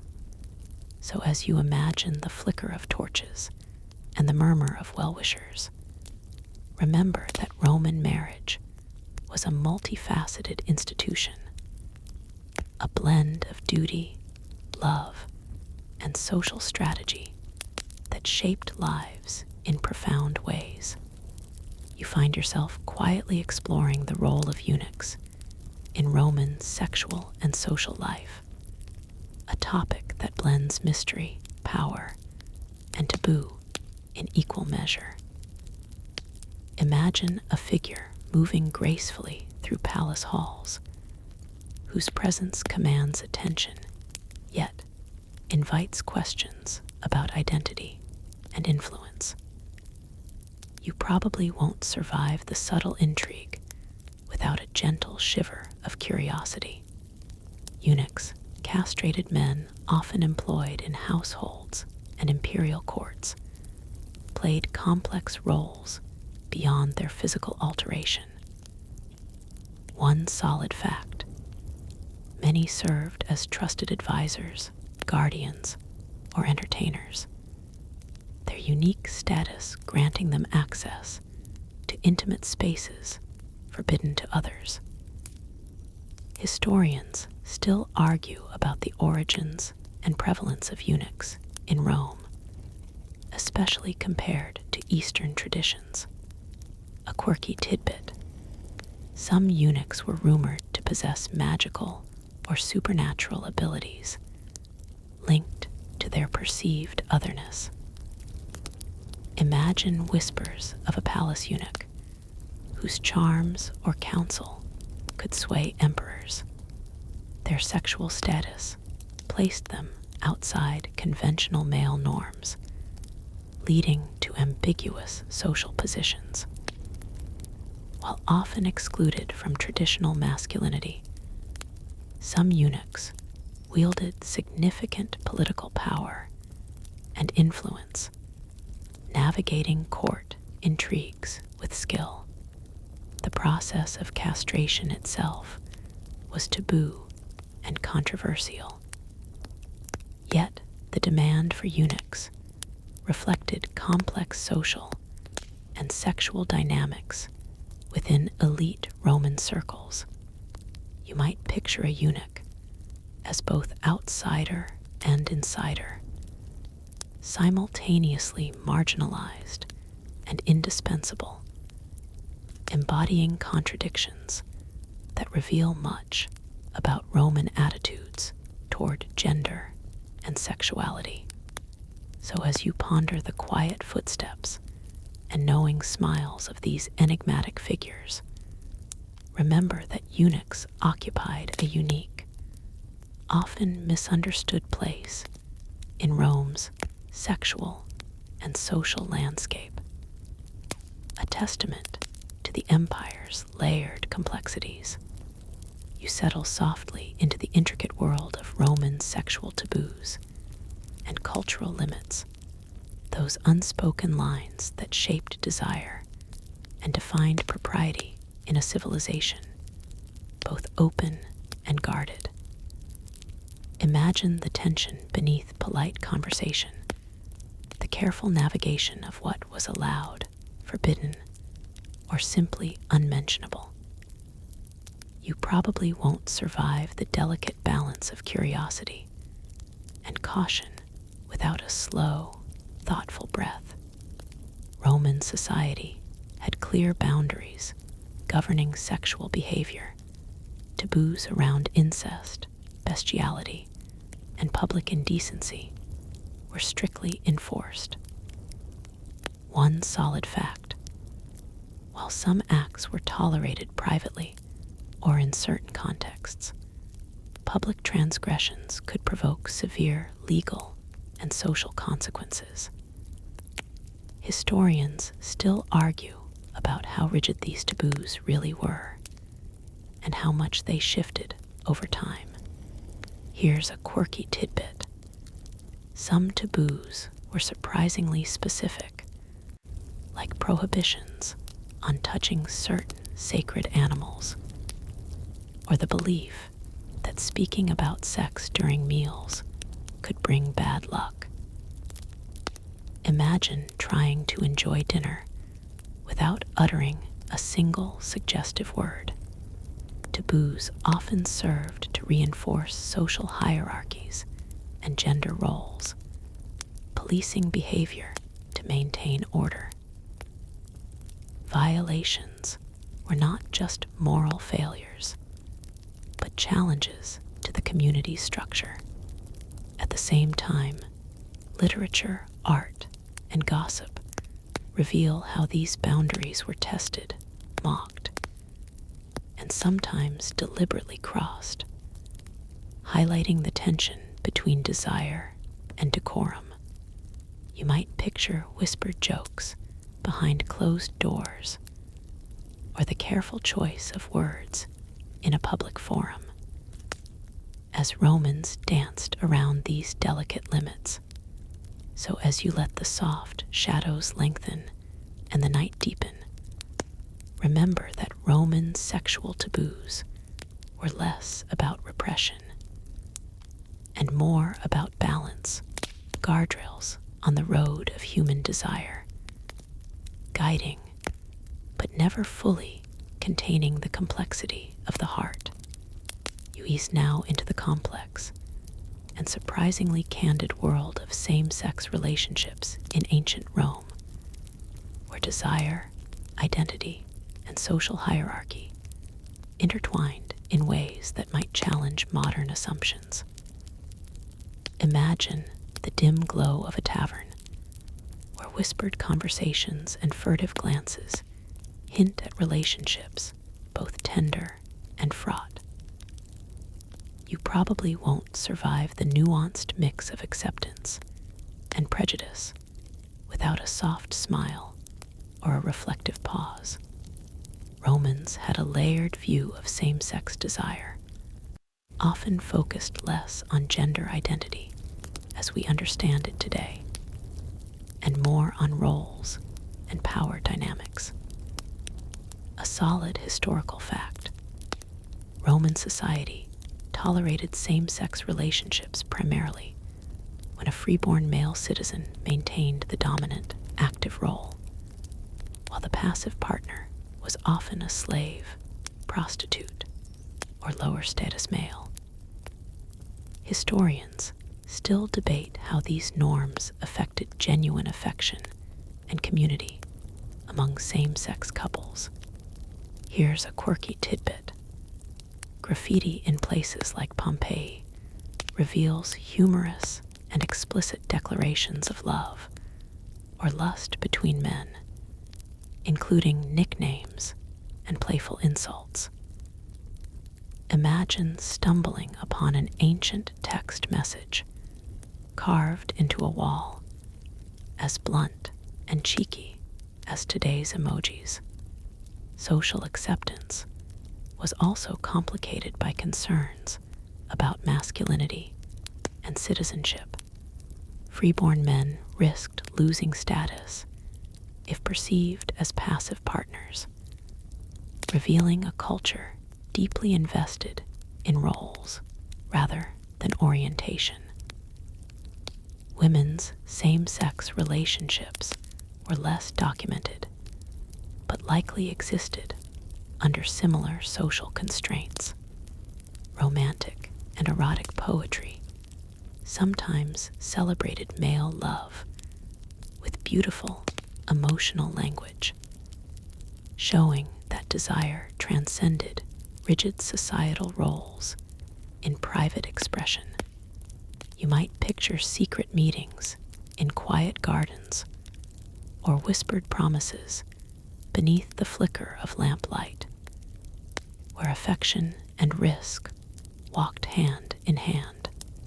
So as you imagine these hidden moments and coded messages, remember that Roman same-sex relationships were a complex dance of passion, power, and societal rules, both restrictive and surprisingly open in unexpected ways. You drift now into the thrilling, brutal world of Roman gladiators, where strength, spectacle, and sometimes sensual allure converged beneath the roaring crowds and the glare of the sun. Imagine the heavy clang of armor, the grunt of exertion, and the whispered rumors among spectators about the fighters lives off the sand. You probably won't survive the gritty mix of danger and desire without a slow, captivated breath. Gladiators were often slaves or prisoners forced into combat, but their physical prowess and celebrity status gave them a unique place in Roman sexual culture. A solid historical fact: many gladiators gained devoted fans, some of whom were women who admired their strength and bravery, creating an eroticized public image. Historians still debate how much real intimacy gladiators experienced, given their harsh conditions and rigid controls. A quirky tidbit: some gladiators were known to use ointments and oils to enhance their appearance and skin tone, not unlike modern athletes' pre-game rituals. Imagine a gladiator carefully applying scented oil before entering the arena, not just for combat readiness, but to boost allure. The taboo of gladiators having lovers was complicated. Elite Roman men might seek gladiators as lovers despite social stigma, while others viewed such relationships as scandalous or beneath their status. Gladiators themselves sometimes formed bonds among their ranks or with patrons. Gladiator graffiti and frescoes suggest a fascination with their bodies, strength, and sometimes erotic poses, blending admiration with fantasy. The line between admiration and objectification blurred in the crowd's gaze. You might picture a gladiator resting after battle, surrounded by admirers and secret lovers, caught between the brutality of the arena and the softer needs of companionship.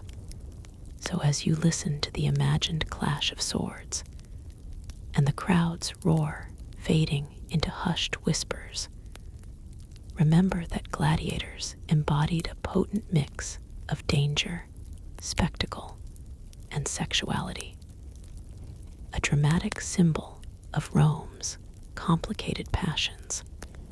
You find yourself stepping into the bustling, shadowy world of the Roman prostitution economy, where commerce, desire, and survival intertwined beneath the glow of oil lamps and behind curtained doorways. Imagine narrow streets lined with taverns and brothels, the hum of whispered negotiations mingling with the occasional clatter of coins. You probably won't survive the tangled web of business and pleasure without a slow, knowing smile. Prostitution in Rome was a legally tolerated and regulated business, integral to the urban economy. One solid fact: brothels, lupanaria, were common features of city life, with inscriptions and graffiti revealing the names and specialties of sex workers. Historians still debate how prostitution's legal status influenced social attitudes and the lives of sex workers themselves. A quirky tidbit: some brothels advertised special services through explicit paintings or carved signs, essentially ancient billboards. Imagine walking past a door displaying a painted menu of services in bold, unmistakable images. Sex workers ranged widely in status, from slaves and freedwomen to independent prostitutes known as meretrices, each navigating different social and economic challenges. The profession was risky, but could also provide women with a degree of financial autonomy rare in Roman society. Clients came from all classes, making brothels vibrant social hubs where news, gossip, and sometimes political intrigue circulated alongside pleasure. At the same time, moralists and philosophers criticized prostitution as a sign of societal decay. Roman law regulated brothels and sex workers, imposing taxes and sometimes restrictions, reflecting the complex official stance. Toleration coupled with control. You might picture the busy streets after dusk, lamps flickering behind red curtains, as patrons negotiated pleasures and promises in whispered tones. So as you imagine the mingled scents of incense and sweat, remember that Roman prostitution was more than scandal. It was a vivid, essential thread in the empire's social fabric, balancing commerce, survival, and desire. You drift gently into the intriguing world of Roman courtesans, women of beauty, wit, and influence, who navigated love, power, and politics with skill and grace. Imagine plush chambers scented with exotic oils, where conversation flowed as smoothly as wine, and alliances were forged in whispered promises. You probably won't survive the blend of elegance and cunning without a slow, admiring smile. Courtesans or meretrices were more than just companions. They were educated, charming, and often well-connected, offering more than physical pleasure. A solid fact: many courtesans wielded significant social influence, sometimes shaping political decisions or cultural trends through their networks. Historians still argue about the exact social status and freedom these women enjoyed as their lives balanced public scrutiny and private power. A quirky tidbit: some courtesans maintained personal libraries and hosted salons where poets, philosophers, and politicians gathered, blending intellectual life with sensuality. Imagine a woman debating philosophy by day and enchanting senators by night.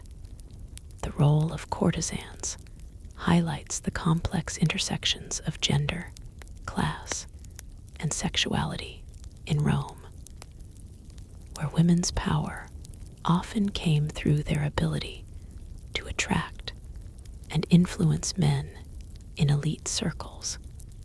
At the same time, courtesans risked social marginalization and legal restrictions, with morality laws aimed at controlling their visibility and influence. You might picture a courtesan preparing for an evening, selecting perfumes and jewelry with care, knowing each gesture carried meaning in a subtle game of attraction and power. So as you let the imagined glow of candlelight and soft music envelop you, remember that Roman courtesans embodied a rare blend of allure, intellect, and agency, a testament to the empire's nuanced social dance. You wander now into the serene, secretive world of Roman gardens, lush, fragrant spaces designed not just for relaxation, but for flirtation and intimate encounters. Imagine the soft rustle of leaves, the gentle trickle of fountains, and the subtle scent of blooming flowers weaving through hidden paths. You probably won't survive the quiet magic of these green retreats without a sigh of contentment or a gentle smile. Roman gardens were carefully crafted to appeal to all the senses, often featuring statues, groves, and secluded alcoves, perfect for whispered conversations and stolen kisses.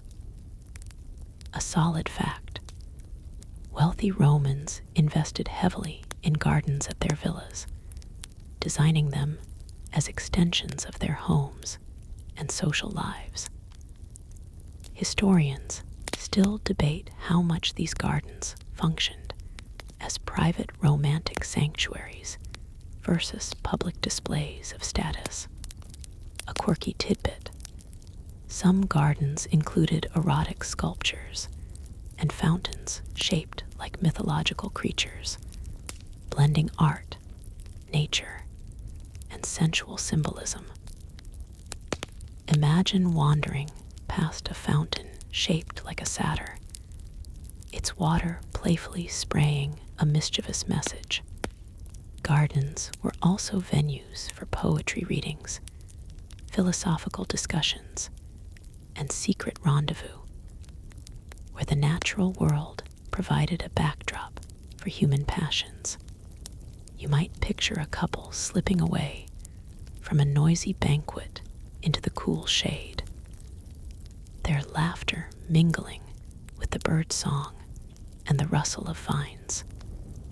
As the world outside fades away, at the same time, gardens symbolized control over nature and desire, cultivated spaces reflecting the owner's taste, power, and sometimes romantic aspirations. So as you breathe in the imagined scents of jasmine and rosemary and feel the soft grass beneath your feet, remember that Roman gardens were more than decorative luxuries. They were living stages for love's quiet, tender dramas. You step into the warm, humid embrace of a Roman bathhouse, where steam swirls lazily in the air, and the scent of oils and wet stone mingles with murmurs of conversation. The atmosphere is thick with anticipation, not just for cleansing, but for connection, social, political, and yes, sensual. The baths, or thermae, are more than just places to wash away the day's grime. They are hubs of human interaction, where the boundaries between private desire and public spectacle blur beneath the marble vaults and mosaic floors. You probably won't survive the slow, subtle dance of flirtation and power here without a gentle smile or a quiet breath of intrigue. Imagine yourself entering the main hall, the caldarium, where hot water pools invite weary bodies to soak and relax. Around you, the sounds of soft splashes, whispered jokes, and occasional laughter echo off the high ceilings. The air is thick, warm, almost intoxicating. This is a place where the Roman elite and common folk mingle, where status can be both displayed and momentarily set aside. Yet beneath the surface, a complex web of social cues and unspoken rules govern every glance, touch, and gesture. A solid fact to anchor you.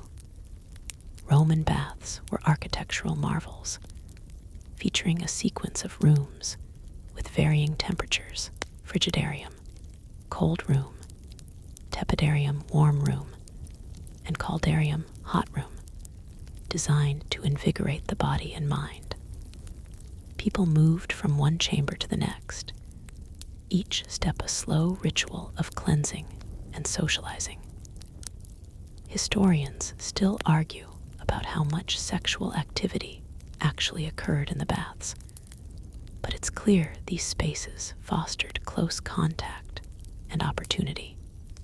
As you move through the steamy corridors, your eyes catch subtle interactions: a discreet touch on an arm, a lingering look exchanged between strangers. It's a world where flirtation is a fine art, practiced with a blend of boldness and discretion. You might overhear snatches of conversation filled with clever banter or soft compliments, the kind that could spark curiosity or ignite passion. Erotic graffiti, found in many bathhouses, testifies to the cheeky humor and candid desires of visitors. Declarations like "Lucius loves you, Phoebe," or more playful jabs that make you grin. Imagine these as ancient love notes scrawled where all could see, yet meant for one special pair of eyes.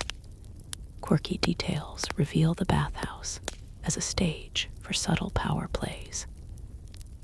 Attendants, often slaves or freedmen, served oil massages and scraped away dirt with strigils, their touch sometimes lingering longer than expected, blurring lines between service and seduction. You might imagine a young attendant exchanging a knowing smile with a regular patron, the bath becoming a private theater of unspoken attraction. Women who had separate bathing hours or different facilities also engaged in this social dance, though the degree of mixed gender interaction remains debated. Some historians argue that unisex bathing was common in certain places or times, while others maintain strict separation. Yet, evidence suggests that the baths were spaces of both communal relaxation and potential romantic encounter. Picture a woman reclining in a warm pool, catching the eye of a handsome stranger across the water, both aware of the silent invitation. Beyond flirtation, the baths were venues for networking and gossip, the ancient equivalent of a modern cafe or bar. Senators discussed politics between soaks, merchants negotiated deals, poets recited verses. Amid the steam, alliances were forged and reputations made or undone. This mingling of power and pleasure created an undercurrent of tension, where every word and glance could carry multiple meanings. Imagine the fragrances that filled the air, perfumed oils scented with rose, lavender, or myrrh, lingering on skin and in the atmosphere. The sensual pleasure of touch combined with these intoxicating scents to heighten awareness and desire. Roman baths were not just about hygiene. They were about engaging the senses fully, indulging in the pleasures of the body and mind. Historians still argue about how authorities regulated behavior in the baths. While outright sexual activity was officially frowned upon or illegal in many cases, enforcement was inconsistent. The very design of the baths, with private cubicles and secluded niches, suggests that some encounters happened away from prying eyes. You might picture furtive meetings behind a marble pillar, or whispered words exchanged in shadowed corners. The baths also reflected the complexities of Roman attitudes toward the body and sexuality. On one hand, the Roman elite prized self-control and public morality. On the other, they embraced indulgence in private or semi-private settings. The baths encapsulate this duality, a place where civilization's order met human nature's impulses. As you imagine yourself reclining on a warm marble bench, feeling the smoothness beneath your fingertips and hearing the gentle lapping of water, you understand why Romans treasured these spaces. They offered a temporary escape, a sanctuary where the cares of status and duty softened into relaxation, conversation, and sometimes seduction. You might recall the story of Emperor Caracalla, who built one of the most magnificent bath complexes in Rome, complete with vast pools and elaborate decoration. His baths were not just for washing, but for spectacle and social theater, underscoring the importance of these spaces to Roman culture. Yet the baths were not immune to scandal. Tales of illicit affairs, secret trysts, and even political intrigue abound, reminding you that pleasure and danger often walked hand in hand. A whispered rumor of a senator's affair with a bath attendant, or a poet's flirtation with a noblewoman, could spread quickly, fueled by the very gossip that made the baths a social hub. You picture the gentle play of light on wet skin, the soft brush of fingers, the quick exchange of smiles and words. The baths become a sensory symphony: steam, scent, touch, sound, where every element conspires to relax, entice, and connect. As you slowly drift through this world, you realize the baths were more than public restrooms or spas. They were dynamic social ecosystems. Here, people came not just to cleanse, but to see and be seen, to negotiate relationships, and to indulge in the timeless human need for intimacy and connection. So as you breathe in the imagined warm air and feel the imagined gentle touch of an attendant's hand, remember that Roman baths were alive with stories of friendship, flirtation, power, and desire, woven together beneath their vaulted ceilings in a timeless dance. You sink now into the soft quiet of night, the gentle fading of Rome's vivid stories swirling around you like a warm, familiar cloak. The steam of the baths, the flicker of candlelight in secret gardens, the whispered promises behind marble walls, all dissolve slowly into the calm dark, leaving a trace of sensation just at the edge of your awareness. You probably won't survive this final ease without a deep sigh and a quiet smile. The tangled, sometimes messy world of ancient Roman sexuality, a world so far from our own, and yet so deeply human, rests now in your mind like a slow-moving river, winding through time and memory. Each tale, from scandalous whispers to tender moments, is a thread in a vast tapestry, rich with contradiction, humor, and longing. As your eyelids grow heavy and your breath deepens, remember that these stories are not just about the past, but about us, our desires, our boundaries, our need for connection. The echoes of laughter, the brush of fingertips, the glow of candlelight, they all invite you to rest, to dream, and to find peace. So now, dim the lights a little more, feel the soft hum of the night around you, and let the warmth of these ancient tales cradle you gently into sleep. Sweet dreams.